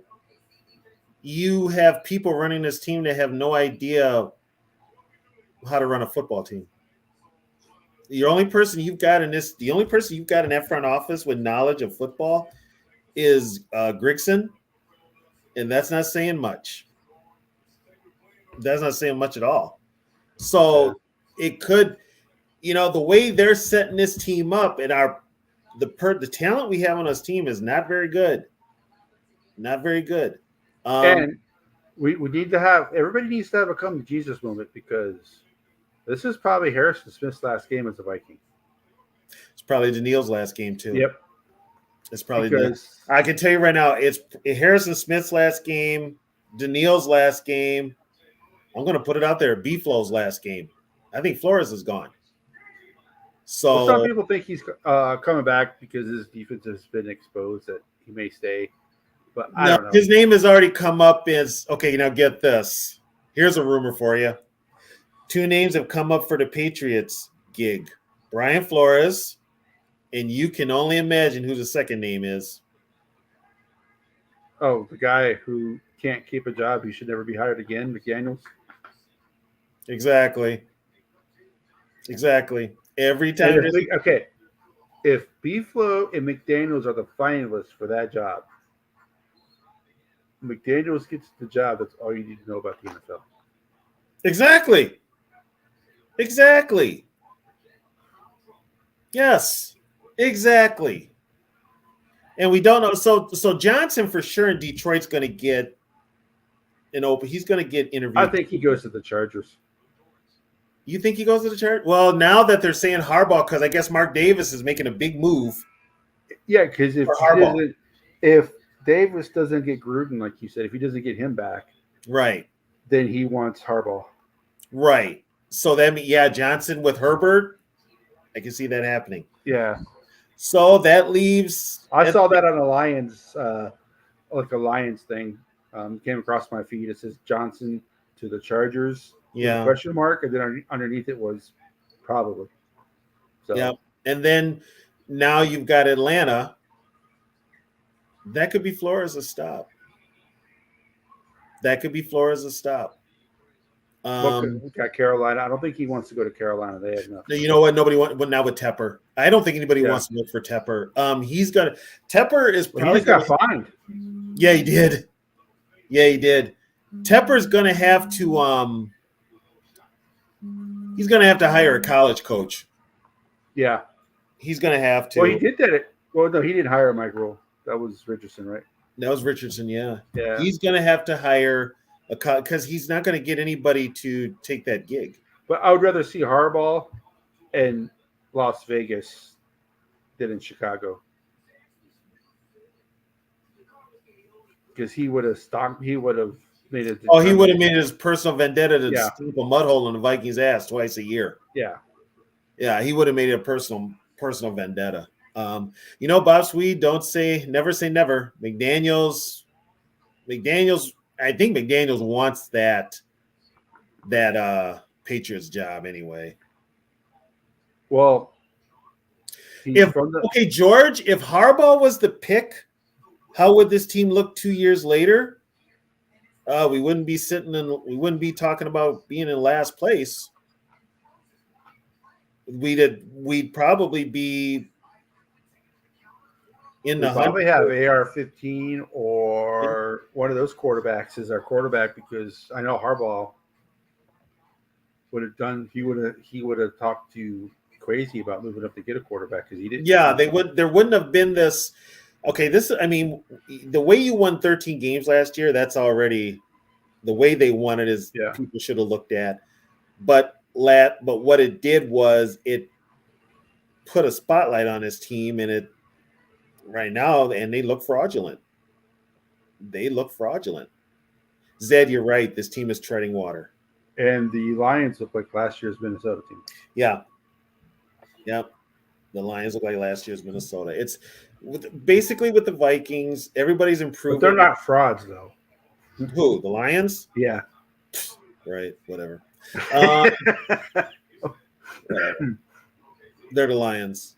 But everybody's improving. The whole division is improving, except Yeah. the Vikings. Yeah. And another thing that's going on is all Jordan Love and had all these 17-1 passer, all these great stats, but he was playing shit teams and they were losing. So the national media is hyping him up. But when you compare him to someone who the media doesn't like, those stats are empty stats. Yeah. So it's like, but here's what happens now. The way he looked Sunday night, Packers will hang on to him, which is good because I don't think he's that good. And the Vikings did to the Packers what they did to the Giants. Yeah, the Packers. The Giants signed Daniel Jones to a long-term contract. And I think they did the same thing to Love. And now I think the Giants are going to let Love. They're going to let Daniel Jones go. Do you think they're just going to eat it and draft the quarterback? They're going to have to. They're going to have to. They can't. They're not going to. I don't even know how much he signed for, but it was a lot. Yeah, they're gonna eat that contract. They are. Well, and the Vikings now. See, here's the thing with the Vikings. Should the Vikings decide to bring back Kirk before a certain date, I believe it's before the end of the year, March 13th, I think. Okay, yeah. If you sign him before then, that 28 comes off your cap. 4 years, 160. Yeah, that comes off your dead cap money. So then you've actually got money to get on free agents. But then again, here's the thing: what free agent wants to come up here? You got to. Well, there's always somebody you can get. You just might have to overpay for them. We'll get another Davenport. Well, what they were saying is Brian Murphy's probably not coming back. Byron Murphy's not. Davenport's not. Davenport's not coming back. Harrison Smith is probably not going to be back unless Smith is gone. Unless he takes the league minimum, is what they're saying. Hicks is gone. He's gone. So the Vikings are they're in a better spot this year in the offseason coming up than they were last year. But if they sign Cousins before March 13th, they'll be in a better position and for cap money. So yeah, like you said, who wants to come here? But if a team's offering a free agent $5 million, the Vikings say we'll pay you $8 million. Well, they'll come here. Well, here's the thing too. Viking fans need to realize this: Kirk Cousins is not going to get the type of money he wants unless it's from the Vikings, because the Vikings saw what happened without him last year, and then they will re-sign him. And Zed, that's the issue, Zed, is that the sheer proof they have nobody else. Although this team did ignore, they had Joe Flacco wanted to come to the Vikings, and the Vikings said no. Yep. He said no. The Vikings said no. So whose fault is that? All right, T-Bass. It's always always a pleasure. Thank you for joining all the time, man. You show up all the time, and we really appreciate you. So we'll be back on Friday night. Yeah. So we're gonna do a Status of the North show. I don't know if we're gonna do it. We'll probably do it 3 weeks in a row because it is the end of the season. We'll probably do a final NFC North status of the show. So, but this show will be every week no matter what. So yeah, with the possibility that the Vikings will finish in 4th place in the division on Sunday. Which, when people at the beginning of the year predicted Minnesota to finish 4th, I was like, "There's no freaking way they're going to finish 4th in the division." I did kind of say 7 and 10. Yeah, but you didn't pick them to finish 4th. No, I actually had. Who did I have planned? I think you had the Packers 4th. I had the Packers 4th. Yeah, I think I had the Packers last. You had the Bears winning the division. I did. Well, the way they look now, yeah. If they look like that the whole season, it would be neck and neck. But yeah, the Vikings. I don't know what the answer is for the Vikings, because most Viking fans do not want to go. I think Viking fans are so afraid that the Vikings are turning into the Browns, turning into the Lions, and just year after year after year not doing it. Well, and here's the problem: And the fans are scared. the The Wilson, Wilfs are scared even worse because they don't want to relive what they went through at Ponder, right? but they're going to have to. You really have no choice. Well, I was watching GG Sports. If you guys haven't watched their show, go ahead and subscribe. They're Jamie and Casey are a couple of great guys. I was on their show earlier, and they're like, "Well, the Vikings need to take a risk. The Vikings have never taken a risk." I go, "The Vikings have taken a risk, but they got so burnt on Christian Ponder that they're afraid to take another one." Here's the problem. And here was a problem with that draft. That was a terrible draft for quarterbacks. Yeah, That was a terrible draft for quarterbacks. I mean, my guy in that draft was I wanted Locker. I wanted Colt McCoy. And Locker had concussion issues. And Locker was Like he actually was- drafted before Ponder, and then he retired. He had to retire. Yeah, it wasn't like Locker was setting the world on fire to begin. No, he wasn't. None of them did. Yeah, that was a bad year. This year, you've got you've got better possibilities. But Yeah, I think for me, yeah, I want this team to have that quarterback. get that, Mama. But here's the thing. I don't trust KOC to develop that quarterback. I don't trust his coaching staff to develop that quarterback. I just don't. So, would you rather have them just resign Cousins and lose and then bring in a whole new coaching staff? I don't want to give Cousins any more money. He's got enough money from this team already. I don't want to give him any more. I don't want to give him any more money. And here's the thing: you need help on this team all across the board. You need help on the lines. You need help in the secondary. You need help wide receiver wise. There's linebackers. You need a lot of help all over this football team. You think they need help at receiver? I think they're fine at receiver. No, they need a receiver. They need a 3 and they need a 4. That stadium will be sold out forever, but it will be full of out-of-town fans, Especially the team from the East. especially the Packer fans.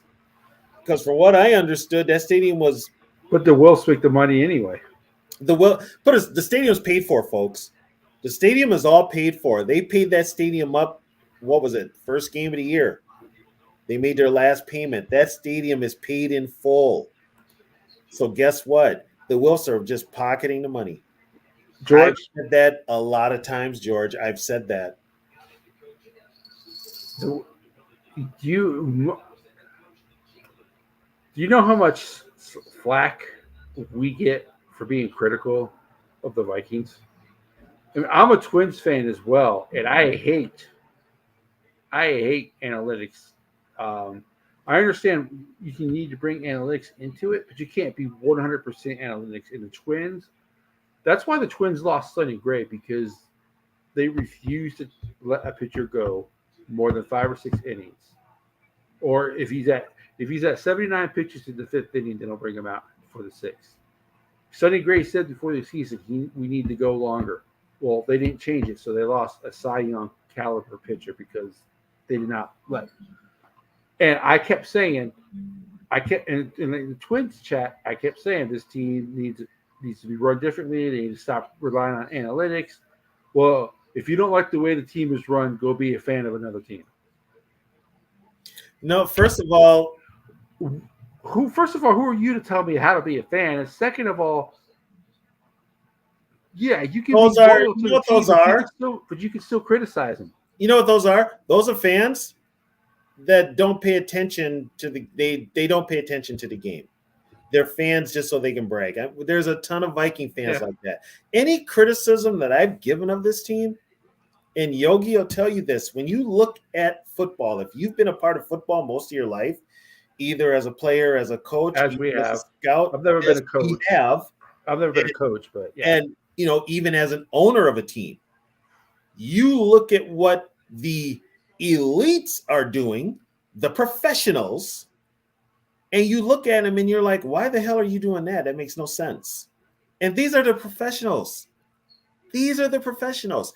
Here's the deal, like with the Viking game plan and adjustments, if we're seeing this on what we're seeing on TV, what are these coaches looking at that they can't make adjustments? They can't take the time to make the adjustments, make the necessary changes. What are they seeing? They see these guys in practice every day, and I've noticed this with the Vikings. It just seems like they just don't.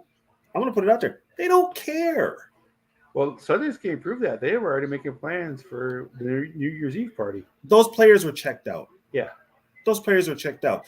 And also, I'm going to say KOC's rhetoric is grown old. If you can't tell this guy, I'm sorry, he is emotionless as a coach. No sort of emotion whatsoever. He's just blah. He's bland. I mean, when it took your hobbled 36-year-old quarterback to take his shirt off to get the team riled up, blowing a gala horn, this team should have been ready to play. This team should have known the implications, and they just were not ready. How many times does this team come out flat under KOC? Every game. Except for the 49er game. Except for that was like the only game where they didn't come out flat. Well, you know what, though? They turned the ball over their first drive. Yeah. They turned the ball over. I forget who he threw it to. That was Addison. Addison was the problem. But, I mean, it's just – That's where I have an issue because sometimes as a coach, the player may not like it, but sometimes as a coach, you got to put your foot in the ass. And that's the biggest. KOC does not do that. That's the biggest problem because KOC is too nice of a guy. He doesn't want to offend anybody, and that's actually why he was hired. Yeah. After what they went through with Zimmer, and they just thought they needed a change. And here's the thing: the players that complained about Zimmer are all gone. I think it's Brian O'Neill. O'Neill never complained. That was Eric Kendricks, wasn't it? It was pretty much Eric Kendricks. Eric Kendricks wasn't the one who said it publicly. It was somebody else who said it, but it was Eric Kendricks who complained that he didn't say hi to me in the hallway. I think one of the two. Okay. But it's the Vikings' history of coaching is kind of weird because they've never hired a former coach who's won a Super Bowl with another team. And the coach they hired KOC the first time, as a former head coach of a team that won Super Bowl, got fired and was hired from another team. No, they've never done that. The Vikings have never been the team that hired that.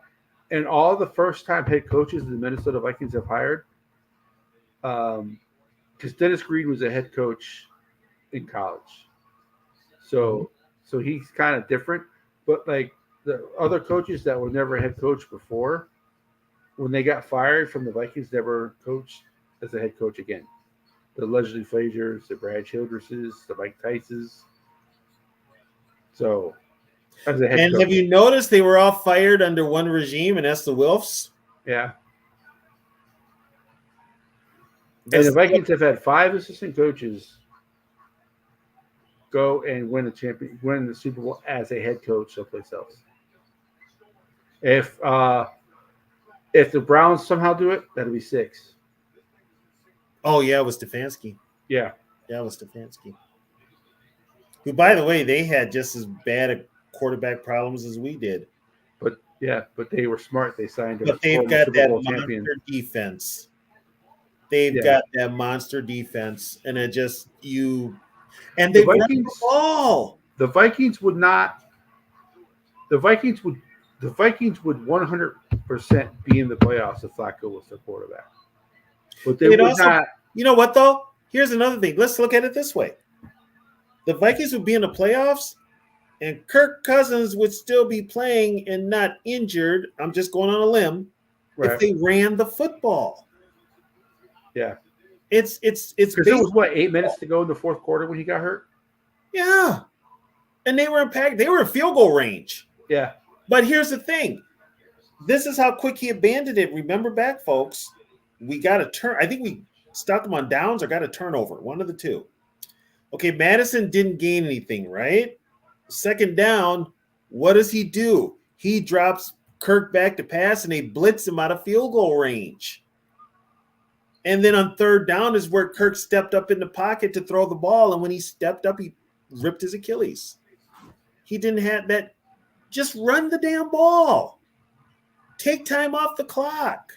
And then if anybody had any questions about KOC as a play caller, you should have got your answer when he put Jaron Hall in that first drive after they got the ball back and they're deep in their own territory.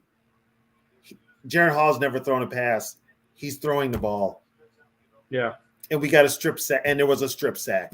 Or was it the Lions or was it? I think it was the Lions game where they run the ball all the way down the field, and as soon as they get into the red zone. Oh, that was Cincinnati. They took it out of Cincinnati. They took it out of Ty Chandler. Addison had to make that remarkable catch. Addison has to make that circus catch. Why aren't you still running the ball? Yeah. Why did you take – and you know what that reminds me of? Exactly what Seattle did to Marshawn Lynch in the Super Bowl, and it cost them. You got too cute. Here's my thing. If you're as an NFL coach, you know what you avoid? You don't have to you what happened in the Super Bowl. If you're running the damn ball, keep running the damn ball, especially if you've got a proven back. Falcons. Thank you. Don't take the ball out of your hand. As much as we love Adrian Peterson, Marshawn Lynch was better in goal line situations than Adrian Peterson. Marshawn can hang onto the ball too. Yeah.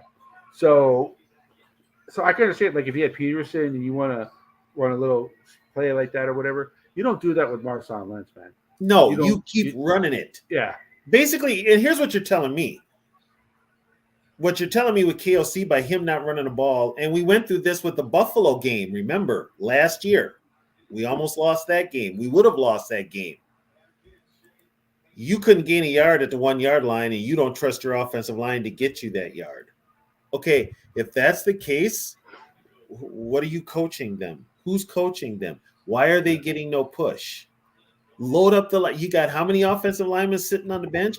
Load them up at tight end. Or you use your smallest player on the field to push the quarterback. Twice. Over your weakest link in the offensive line, which is your center. Yes. Oh, man, it's frustrating to sell be a Vikings. I don't drink. You know what? I quit drinking years ago, but this team is enough to make me start drinking all over again and become a raging alcoholic. It really is. It really is. I don't know what the answer is. I don't think any of us do. I wish I knew. And it's no, George. The tush push is probably out after this year. Yeah, they're going to change the rules. They're going to change the rules, and also they'll probably go back to where there used to be a rule to where you couldn't assist. You couldn't help the runner. You couldn't help the runner. They're probably going to put that rule back in. Yep. Oh, I'm not going to start drinking, guys. It's not going to happen. But I mean, Wes has already started. But here's the thing: now they get rid of. Oh, I get it now. They get rid of the tush push. Wes has already started his DUI. Oh yeah. If I was him, I'd be drinking too. He probably didn't drink before he joined the Vikings. Yeah, he's probably half-ass drunk when he gets to the game on Sunday. That's why he doesn't call plays. But I mean, this team needs a lot of help across the board. Yeah. But most of all, this team needs a direction, and right now they're directionless. Yeah, they don't have the direction. No, there's no direction. As soon as you say competitive rebuild, and a committee runs the team. Yeah, so you basically, they put their foot in their mouths. The one person who could give this team direction doesn't. Who's that? Mark. Mark could say, Because Quasi, this is your team. because Ziggy's an owner, but he is absent. well, okay, so let's put this out there. This is what I've been told, and I'm very good authority. Ziggy, for the most part, is retired. Right. He's for the most part retired. The one that's calling the shots, basically kind of day to day, he's left that to Mark. Right. He's left it to the one who, I mean, Ziggy doesn't know anything about football. Mark is an even bigger dumbass. Right. He took all his information from Rick Spielman. Now, get this. Mark is calling the shots along with Andrew Miller, who is a baseball guy and an analytics guy. Okay? Now, you bring in Quasi. Quasi's not a GM. Wall Street Quasi is an analytics guy who was brought in to work some magic with the cap and work a way around it. Okay? And the only football guy, quote unquote, football guy you have in the building ran Andrew Luck out of the league with the not protecting him. Thank you, which is Grigson. Yeah. So that connection right there don't give me much hope. It just doesn't. But now, and it was let's be honest. It was that committee that cost you a proven head coach, a proven winner as a head coach, which led you to what you have right now. You're not talking about Zimmer. No. You're talking about the guy who should be the head coach right now. I'm talking about the guy who's coaching in the national championship for college football. I think they're going to lose, by the way, but that's just my opinion. You know, I'm talking about him, yeah. Which works to his benefit because guess what? Every time the NFL threatens to take him, guess what? Michigan throws him more money. And they're a school that can afford it. And they're a school that can afford it. Yeah. So, I mean, it's, if you're going to run an NFL team, you're doing it wrong. And you've got people right now running the Minnesota Vikings that don't know anything about running the Minnesota Vikings. Can they make money? Hell yeah. Can they run a football team? No. Well, even the Raiders, the Davises are probably the cheapest owners of all four professional sports. Their business is owning an NFL team. And, who's that? The Raiders? Yeah. That's Mark Davis has no business owning an NFL. Yeah. Team. And I mean, at least his dad kind of knew what he was doing for a while. Well, his dad, I think, his dad was so much of a renegade, and once he got into that court thing with the NFL and he beat the NFL, it went to his head.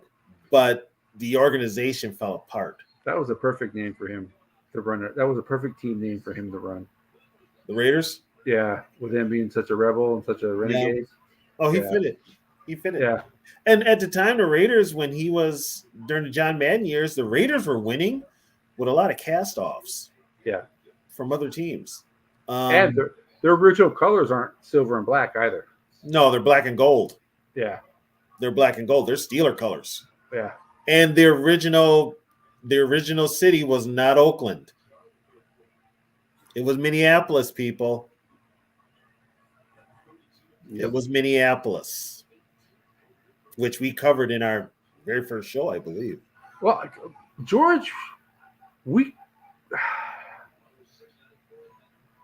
kind of not on Mark Davis, but Al Davis, we could. Al Davis, you could. We could probably do a vintage show on him. We could do coaches the Vikings have lost to in the Super Bowl. We could probably do something like that. But this is, Mark Davis. That dude is a joke. He has a 1960s haircut. Looks like someone put a bowl over his head and cut it. Come on, man, you're pretty much a billionaire. Cut your hair. He's not a billionaire. I think he's like one of the owners. I don't think he is a billionaire. But if he is, it's his dad's money. Yeah. So remember, for years, his haircut is priceless. Remember, for years, Al Davis was a managing partner. Yeah. For years, he was a managing partner, but he was like the vocal point of the Raiders. I mean, the Davis family is involved in real estate, but unlike the Wills, where the real estate is where they make their majority of the money, the real estate for the Davises are kind of like a side job to own an NFL team. Well, that's how the Wilfs made their money was Willis. Matter of fact, they got sued Yeah. by a partner. Remember? Yeah. They got sued by a partner, and the Wilfs were Giants fans, but they were season ticket holders. Yeah, he still drives was it a Chrysler Town and Country? Like a 96 Chrysler Town and Country? Oh my god, yeah. I'm surprised he doesn't drive a PT Cruiser with that Oh haircut. God. But yeah, I mean, but here's the thing now. Yes, mother. Washington's going to beat them.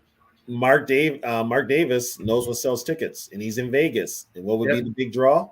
Jim Harbaugh. That's why Yeah. Jim Harbaugh's name is connected now to the Raiders. Oh, Jim Harbaugh and a quarterback, a young quarterback. I bet it's JJ McCarthy. So I tell you what, wherever Harbaugh goes, McCarthy's going to be there. McCarthy's that would gonna make Devontae Adams happy. yeah. But here's the thing. Now here's the thing. You've shit on Antonio Pierce.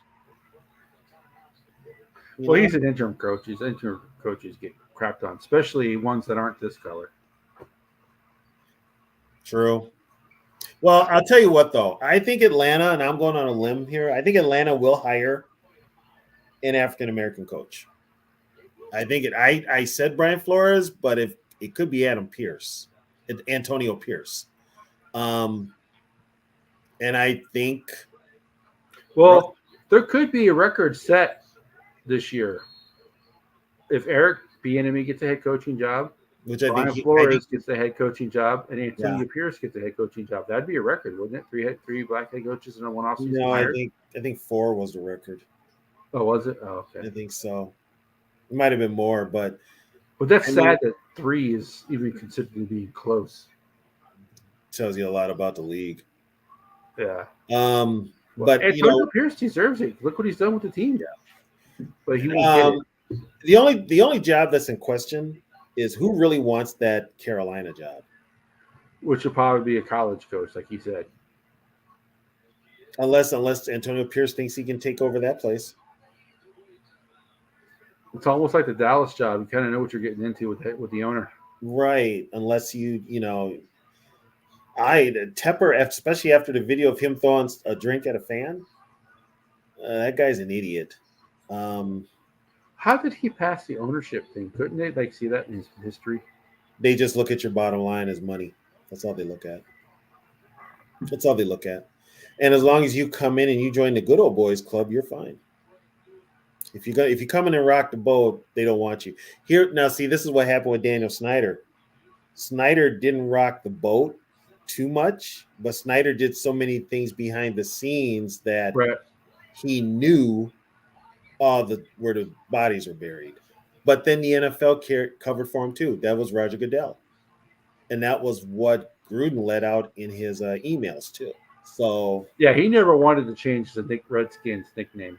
No. And here's the thing, and this is what I tell people. By the way, my mom hates that. My mom's actually a Washington fan. She hates the fact that they're no longer called the Redskins. She's here's the thing I brought up with somebody, and this could have made a whole world of sense. If because this wasn't recent that that certain Native Americans had complained about the name.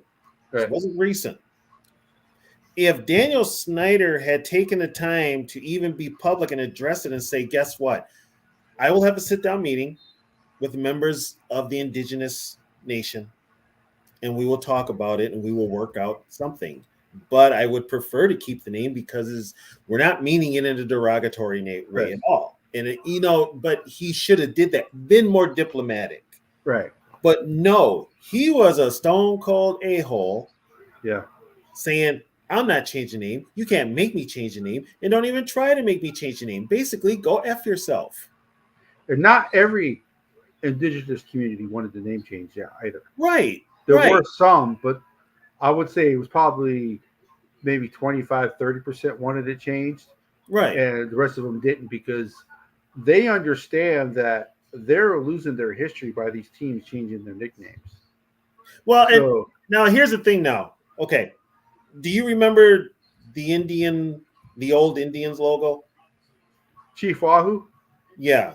Yeah, with him Okay, smiling that with was big. that was racist as hell because they Well- used to have the same thing in the cartoons back then. Right, and no, people changed it. but the name they could have changed the logo and just went with the name Indians. Well, but then but like up here in Minnesota, all the Right. high schools that had those Native American nicknames, they all changed them. There's a few that don't. There's a couple that don't. Right, but you know, like like Florida State's a perfect example. The Seminoles. oh, I got one for you though. They can't. The Florida State. I don't know if anybody else knows this. Seminoles, State. the Seminole Nation will not let them. Right. The Seminole. Not only that, but they can't even make a change. Like if they want to update like their uniforms, they have to go through the tribe for the tribe to approve their uniforms. So like if they want to get rid of the striping on their uniform and add another striping, they have to talk to the Seminole tribe before they can even do that. Here, I got a trivia question.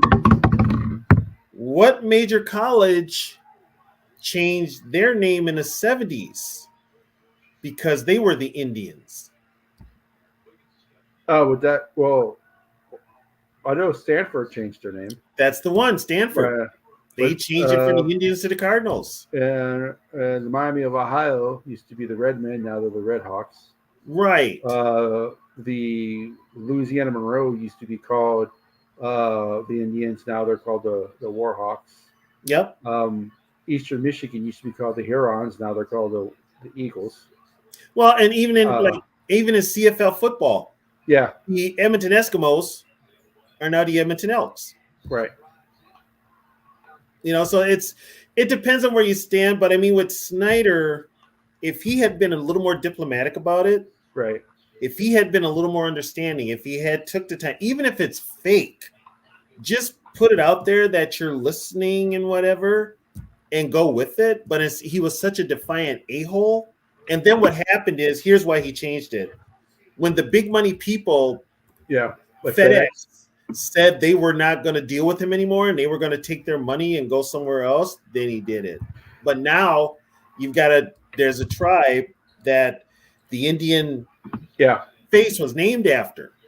Right. That he was a part of that tribe. The chief of that tribe. Yep. Grandson, I think, made the logo, the Redskin logo. Here's the thing. Let me go bring up George's. The problem with this is it's not the Native Americans who are complaining about it. It's my color who are telling people that you should be offended by this. You should question this. It's the politically correct. But the thing is they don't understand that it's having the adverse effect, because when you get rid of most of these teams' names are not named after the Native Americans to be derogatory. Because who wants to own a team with a derogatory nickname? No, it's honoring them, like the North Dakota Fighting Sioux. The Sioux tribe didn't want them to get rid of that name. The NC, like George says, the NCAA told them. Same thing with Eastern Michigan. Eastern Michigan, the Huron tribe. Like, who knows? Does anybody know who? Here's another thing. Does anybody know who the Huron tribe is? No. But when you watch Eastern Michigan football game and they're known as the Hurons, people are like, well, who is that? Oh, it's a Native American tribe. I've never even heard of them. Here's another thing, too. Now, this is where history. So if you're still here, pay close attention. The original Washington franchise started out in Duluth, Minnesota. They were the Duluth Eskimos. Yeah. Okay. They moved then. They became the Boston Redskins. I don't think they were the Braves. They were the Boston Redskins, but they were named after and they were honored.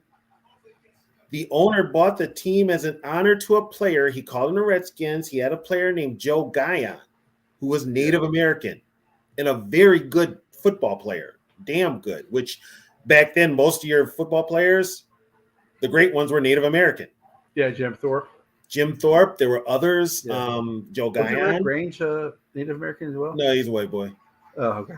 He's a white boy. I wasn't sure. Yeah, he's a white boy. But he was honoring Joe with that name.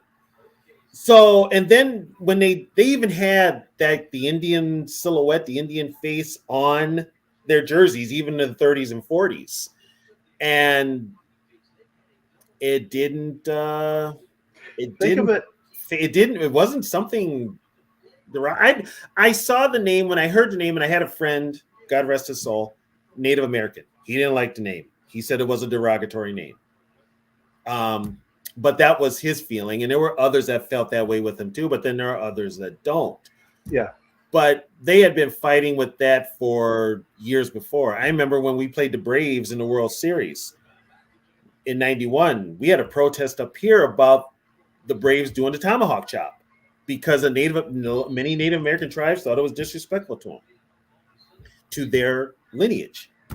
So, I mean, it depends.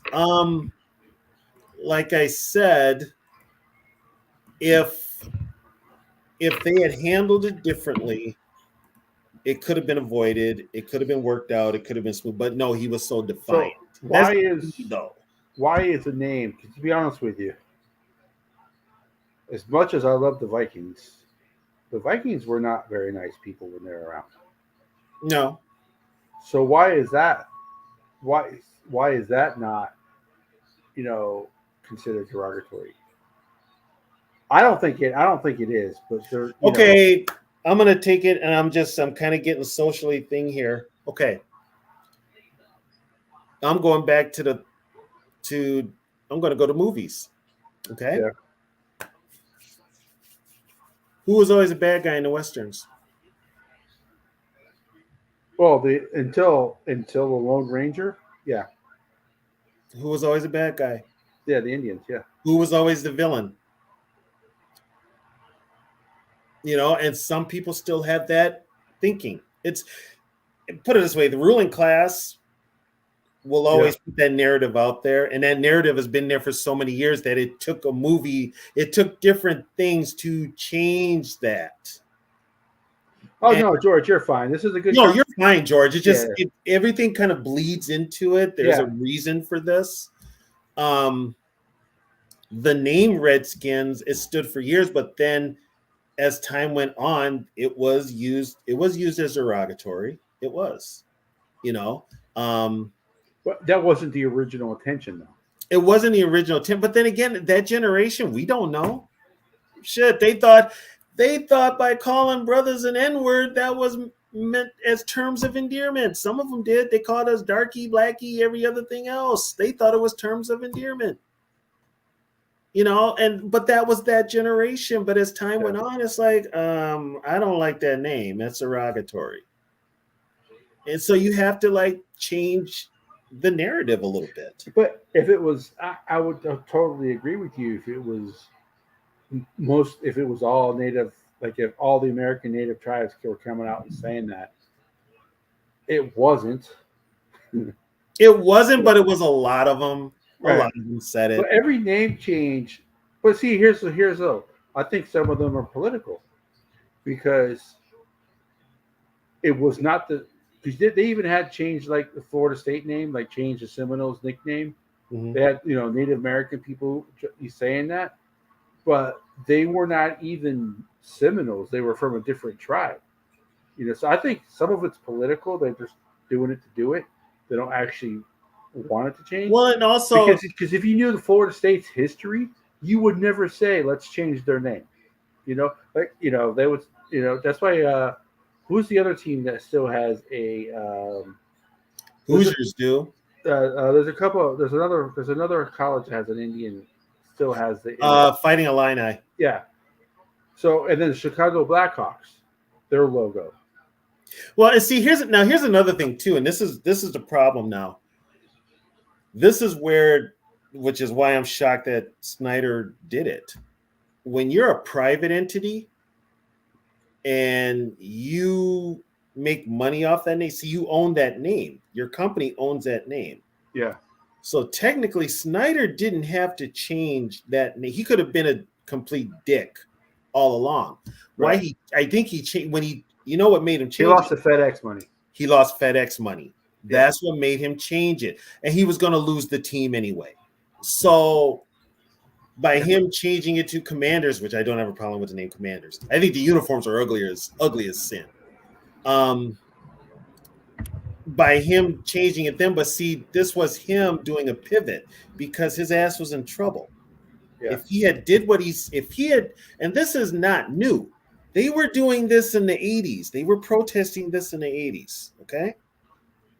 If when he bought that team in whatever 90 something, if he had sat down and, like I said, talked with them, had some sort of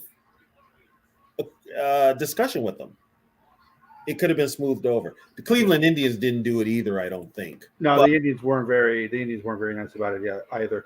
But I'll just end it on this: that if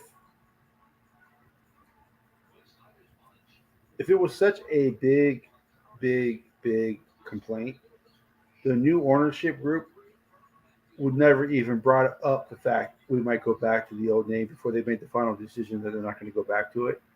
But yeah, that was if it was 1,000% that bad, they would not even brought that up. I'm just well, and then here's the funny part. just- What it though? They wouldn't have brought it up if nobody had knew the history. exactly. If nobody and the only ones bringing it up is that tribe. Yeah. Nobody else is bringing it up except that tribe. That tribe has notoriety with said person on that helmet. He's Right. a member of their tribe, so it's kind of marketing to their tribe. Yeah. It's part of their history. Yeah. So, but it's if you ask, I mean, any other tribe, they're probably like, some don't care. Some Yeah. are like, you know what? Yeah, get rid of it. You know, but I mean, when you think about how the teams were named back in the day, you know, Yeah. it's when you're using nicknames to, I mean, Because nowadays, when a new team gets created, like a new high school, they hardly use any kind of human mascot No, at they all. It's use either a either color a- or an animal. they use an animal or color to play it safe. Yeah. You're not going to have teams like, well, and But they got rid of the Colonials. I mean, I was known, my high school is known as the Minutemen. yeah, and which I'm like Jupiter, where I grew up. Their nickname is the Warriors, but Jupiter was founded by natives, so kind of all ties in. But Well, But yeah, if so- we're going to be technical, this country was Native American land. right, but So it's, yeah, go Braves. oh, hey, babe, there's my girl. By the way, the Braves did not invent the tomahawk chop. I'm just going to throw it out there. No, that was FSU. Yeah, but what the Chiefs stole, the Chiefs fans think they invented it. But yeah, The Chiefs fans had nothing to cheer about for 30 years. no, I have never, George. To change the subject right here, I have never been to North Dakota itself, let alone to see a North Dakota hockey. We used to Minnesota. We were in the WCHA conference for hockey. North Dakota was our rivals, and then when the Big Ten put together a hockey league or hockey conference, they took the Gophers, of course, because it's a Big Ten school. But get this: guess who's in our conference for hockey? Notre Dame. Well, that's because ACC doesn't have hockey, but yeah, Right, Notre Dame. Well, Well, Notre Dame finally got Notre Dame. That's the Great White Ghost that they've been. That's the Big Ten's whale is Notre Dame. Notre Dame, but it was for the wrong conference. Yeah, It was they've been trying to get Notre Dame for football. Another team that, put it this way, you get Notre Dame in here, that's just another team that the Gophers won't beat. and George, who is known more for being Irish than anybody else in the world? What religion? Catholics. Catholic. Fighting Irish, Notre Dame's a Catholic school, so yeah, Notre Dame's already said they ain't changing the name. But yeah, it's, someone said. So this has just been a bad year. Sorry, we went on a tangent. We usually don't go to on this show, but this is a history show. So it's mostly a Vikings history show. We do dabble in other. It's a Viking history show that will bleed into other history. Yeah, unfortunately. So probably won't do it again. That's our one because YouTube, is sensitive about these type of things. So but it's like it's this has not been a good season. You could say the Vikings are on their fourth string quarterback. Maybe that's why it's been a horrible season. I don't think the coaching is good on the offensive side. On the defensive Thank side, you, baby. on the offensive side, the coaching's not been good. Defensive side, he has what he has to work with. And so here's the question: you re-sign. Let's say you give JJ his contract he's wanted. You Okay. re-sign Cousins. So are you, as an organization, saying screw it, we're winning through our offense? Our defense is just going to be bad. For it is what it is. You're saying the rest of the team is going to be garbage, but you're going to have these two players that are marquee players. Well, you're going to have Hawkinson.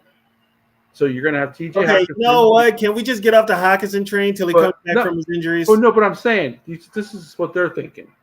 You're going to have Cousins, you're going to have JJ, you're going to have TJ, and then so you sign those. You have those three signed, which means you're probably not going to have enough money to sign Hunter.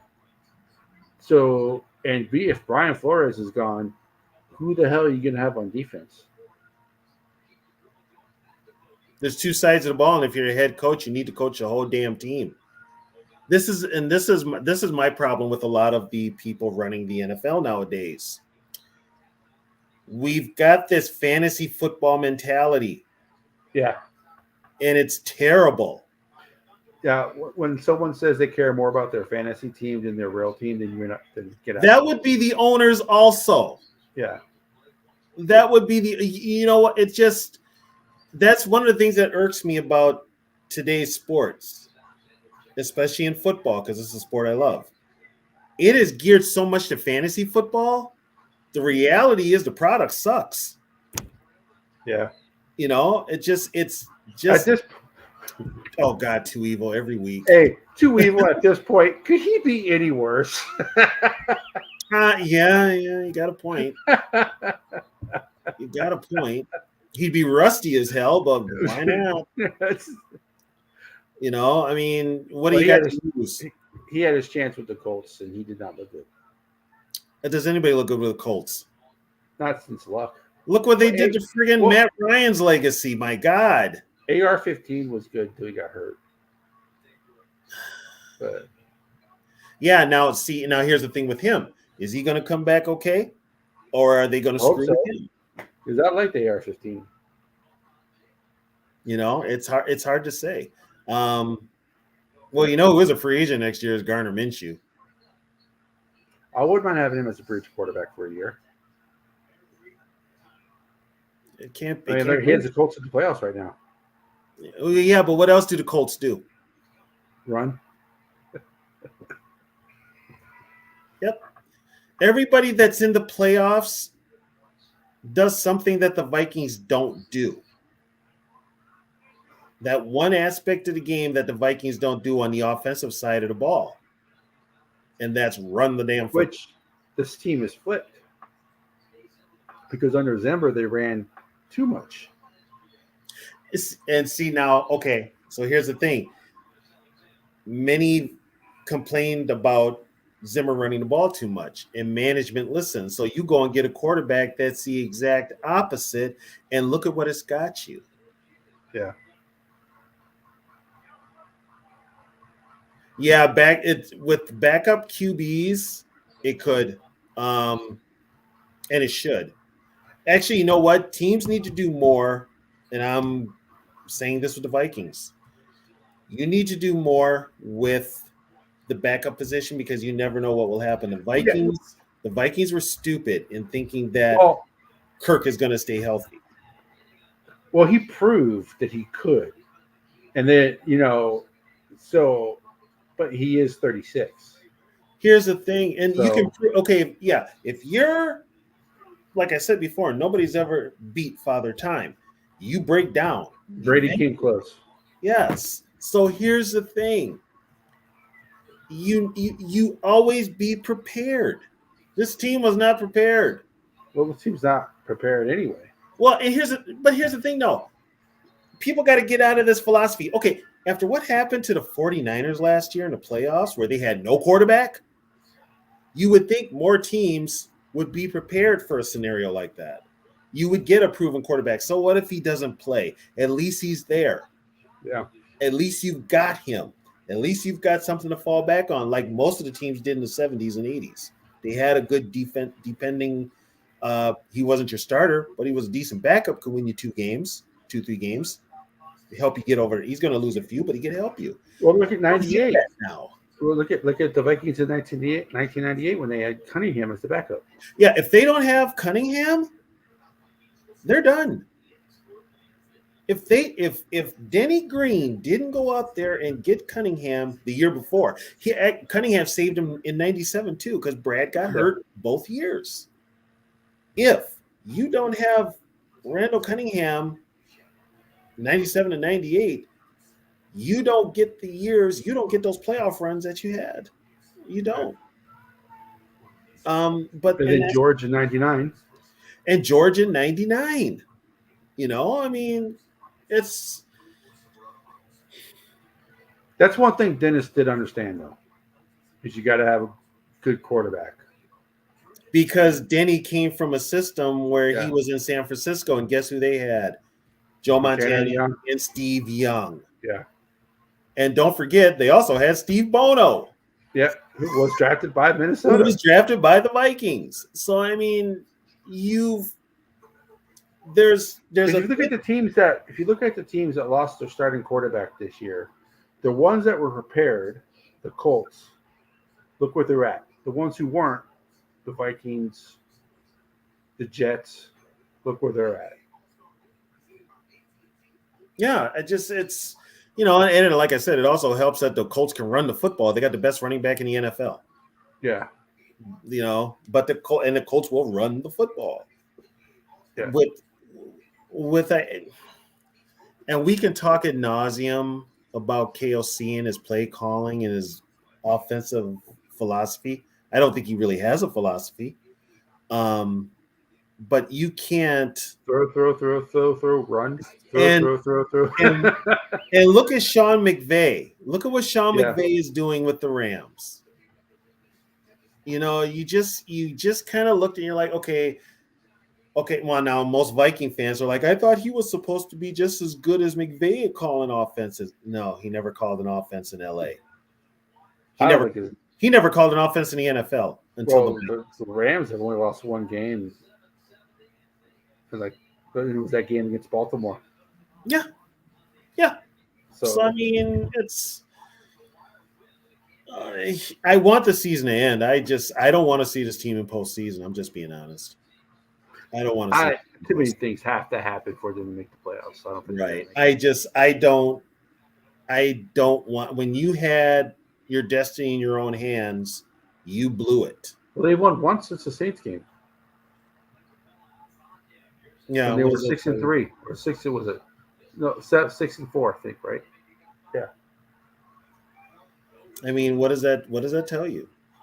And against teams that we thought were not as good as Minnesota. I ain't gonna lie. I thought they were gonna run the table. Yeah. I literally sat up here on many podcasts and I looked at that schedule. We both did. Especially after Burrow got hurt. And I said, this team's gonna run the table. They were gonna run the table. And another Viking quarterback comes back and then you know what? They do Viking things. KOC treating Josh Dobbs like a backup quarterback against the Bears. Okay, George, you have more faith in those two than I have. Yeah. You have much more faith. Well, I have a little bit more confidence in Kwesi because his second draft is way better than his first draft. I have no faith in either one. So we'll see what Kwesi. This is the make or break year. Both of them. That's a good one, honey. Oh my God. Put up what Trisha said. Well, right now it looks like the Bucks. Well, you know what? Her team, if she beats the Saints on Sunday, she wins the division and the Bucks lose. She wins the division. Even if the Bucks win? Even if the Bucks lose. No, even if the Bucks win? No, the Bucks have to lose too. Oh, okay. She could win the division, but she's got to win first. She's got to beat the Saints. So I mean, put it this way: whoever wins the South gets a home game. Against the right now, it's what the Eagles. It would be it would be the Eagles, wouldn't it? Yeah, Ouch. Yeah, but Bucks have to Eagles lose. Eagles have been exposed lately. Oh, Eagles are big time exposed. Yeah, Two Evil, KOC, and Cam really only have one more year. they signed a 3-year contract. They signed. I think Quasi signed 3, and KOC signed 4. But this is their make or break year. Should have been this year. But yeah. But yeah, it's they've got and the only reason KOC's getting a pass is because he won 13 games last year. Well, that and they're going to look at the injuries too. They've got built-in excuse. That's the problem. They're look at the Browns. But then you look at the Browns, you see what the Browns are able to do. Yes, their defense is number 1 in the league, but they also have injuries. But here's the thing. This is what bugs me with this organization. You've already put up PR talking points by saying injuries did us in and such. That means you don't want your fans to look at the game and look at how this team played and realize this team was not that good. The team that just fucking whipped your ass on Sunday, they got injuries. Yeah, and they could make the playoffs. Well, they didn't lose their quarterback, granted, but they lost everybody around them. Yeah. They lost everybody around them. And guess what? If they beat the Bears and Seattle loses, they're in the playoffs. Yeah. You know, we go through this every year as Viking fans. We do. I love those creamsicle uniforms. I always have. They need to go back to those. I've always liked those uniforms. Growing up in Florida, and let's be honest, I could have been a Bucks fan because I love their uniforms, but I ain't cheering for a team that won 3 games in 2 years. Oh, by the way, the Texans are changing their uniforms next year. Yes. Well, I've known about that for a while. But yeah, they're changing it. Somebody said they're going back to they said as an accent they're going to have the Oiler blue as an accent. So basically, they're going to be. So I think they're going to switch to red as their primary color instead of using navy blue. They're going to use the Oiler blue. Oh, instead of the dark blue. Okay. Yeah, that would be my guess. That would actually set it off better. Yeah. With a white helmet, I think. What, George? You don't like the Bucks uniform? You don't like the creamsicle uniforms? You don't like those old school uniforms, there, George? Come on now. Especially with today's fabric, they look so much better today. I'm waiting for them to put the jerseys out with no sleeves at all. They're just going to be like cut off jerseys. You cut the sleeves off. That's what they look like. So my question is for your girls. I personally, like the first generation Falcon uniforms. The black helmets with the red helmet. The red. Oh, the throwback. Yeah, the throwbacks. The red helmet. Right. Like I think that should be their permanent uniform. So I wonder what she thinks on that. I think the Vikings uniforms are fine now. They really haven't changed. With the Falcons, I would go with the red helmets. Yeah, because right now there's only one team with the red helmet, and I would go with the red unis. Yeah, the old Steve Barkowski. She does like the Steve Barkowski unis. The McAfee uniforms. Oh God. But yeah, she does like the red jerseys. Now, do you go with the white pants or gray pants? They wore gray in the 80s. Yeah. I mean, they switched from red to when Glanville went all black because he wanted that. I mean, come on, the all black look with the black Falcon on top of a black helmet. Come on, that was dumb. But that was Glanville. You know, that was Glanville. I don't want to miss your. If she likes those uniforms, but I don't know. At least the Vikings haven't changed their helmet. They've tweaked it, but they really haven't changed it. But No, they changed it. They extremely changed it with those high school uniforms that they wore. Um, I'll tell you what, I'm kind of sick of the uniforms they got now. Okay, here's the deal, Bob. If you bring back Kirk and you trade JJ, I mean, I would actually, if you're going to do that, you might as well just do a full rebuild. Yeah. Even with Hunter, it's if you're going to do that, just move on. Just let him go. Hunter's going to cost you money on the cap though, like 20 in dead cap money. Okay. Kirk is going to cost you 20. Yeah, see, she loves the old school Falcons. Yeah. Yeah, I like the old school logo too. What they changed it, I don't know. Once Nike does something, Nike just screws up a lot of things. I'm just not gonna lie. They do.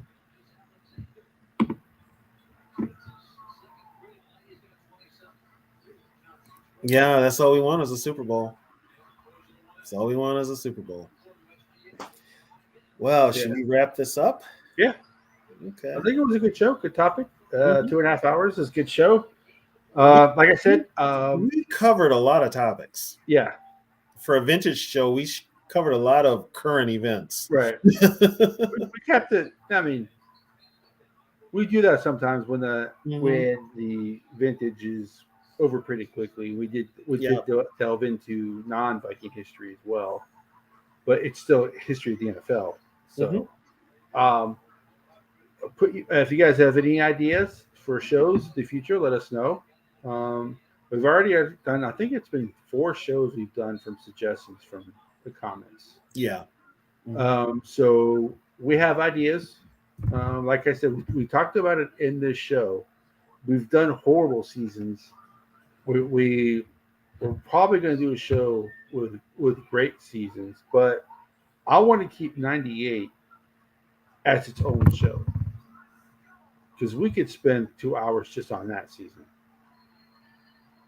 So 98. Yeah, I want to keep 98 is a year we could talk about. The Super Bowl years I could talk about till the cows come home. Yeah. So I want to keep 98 as a separate show.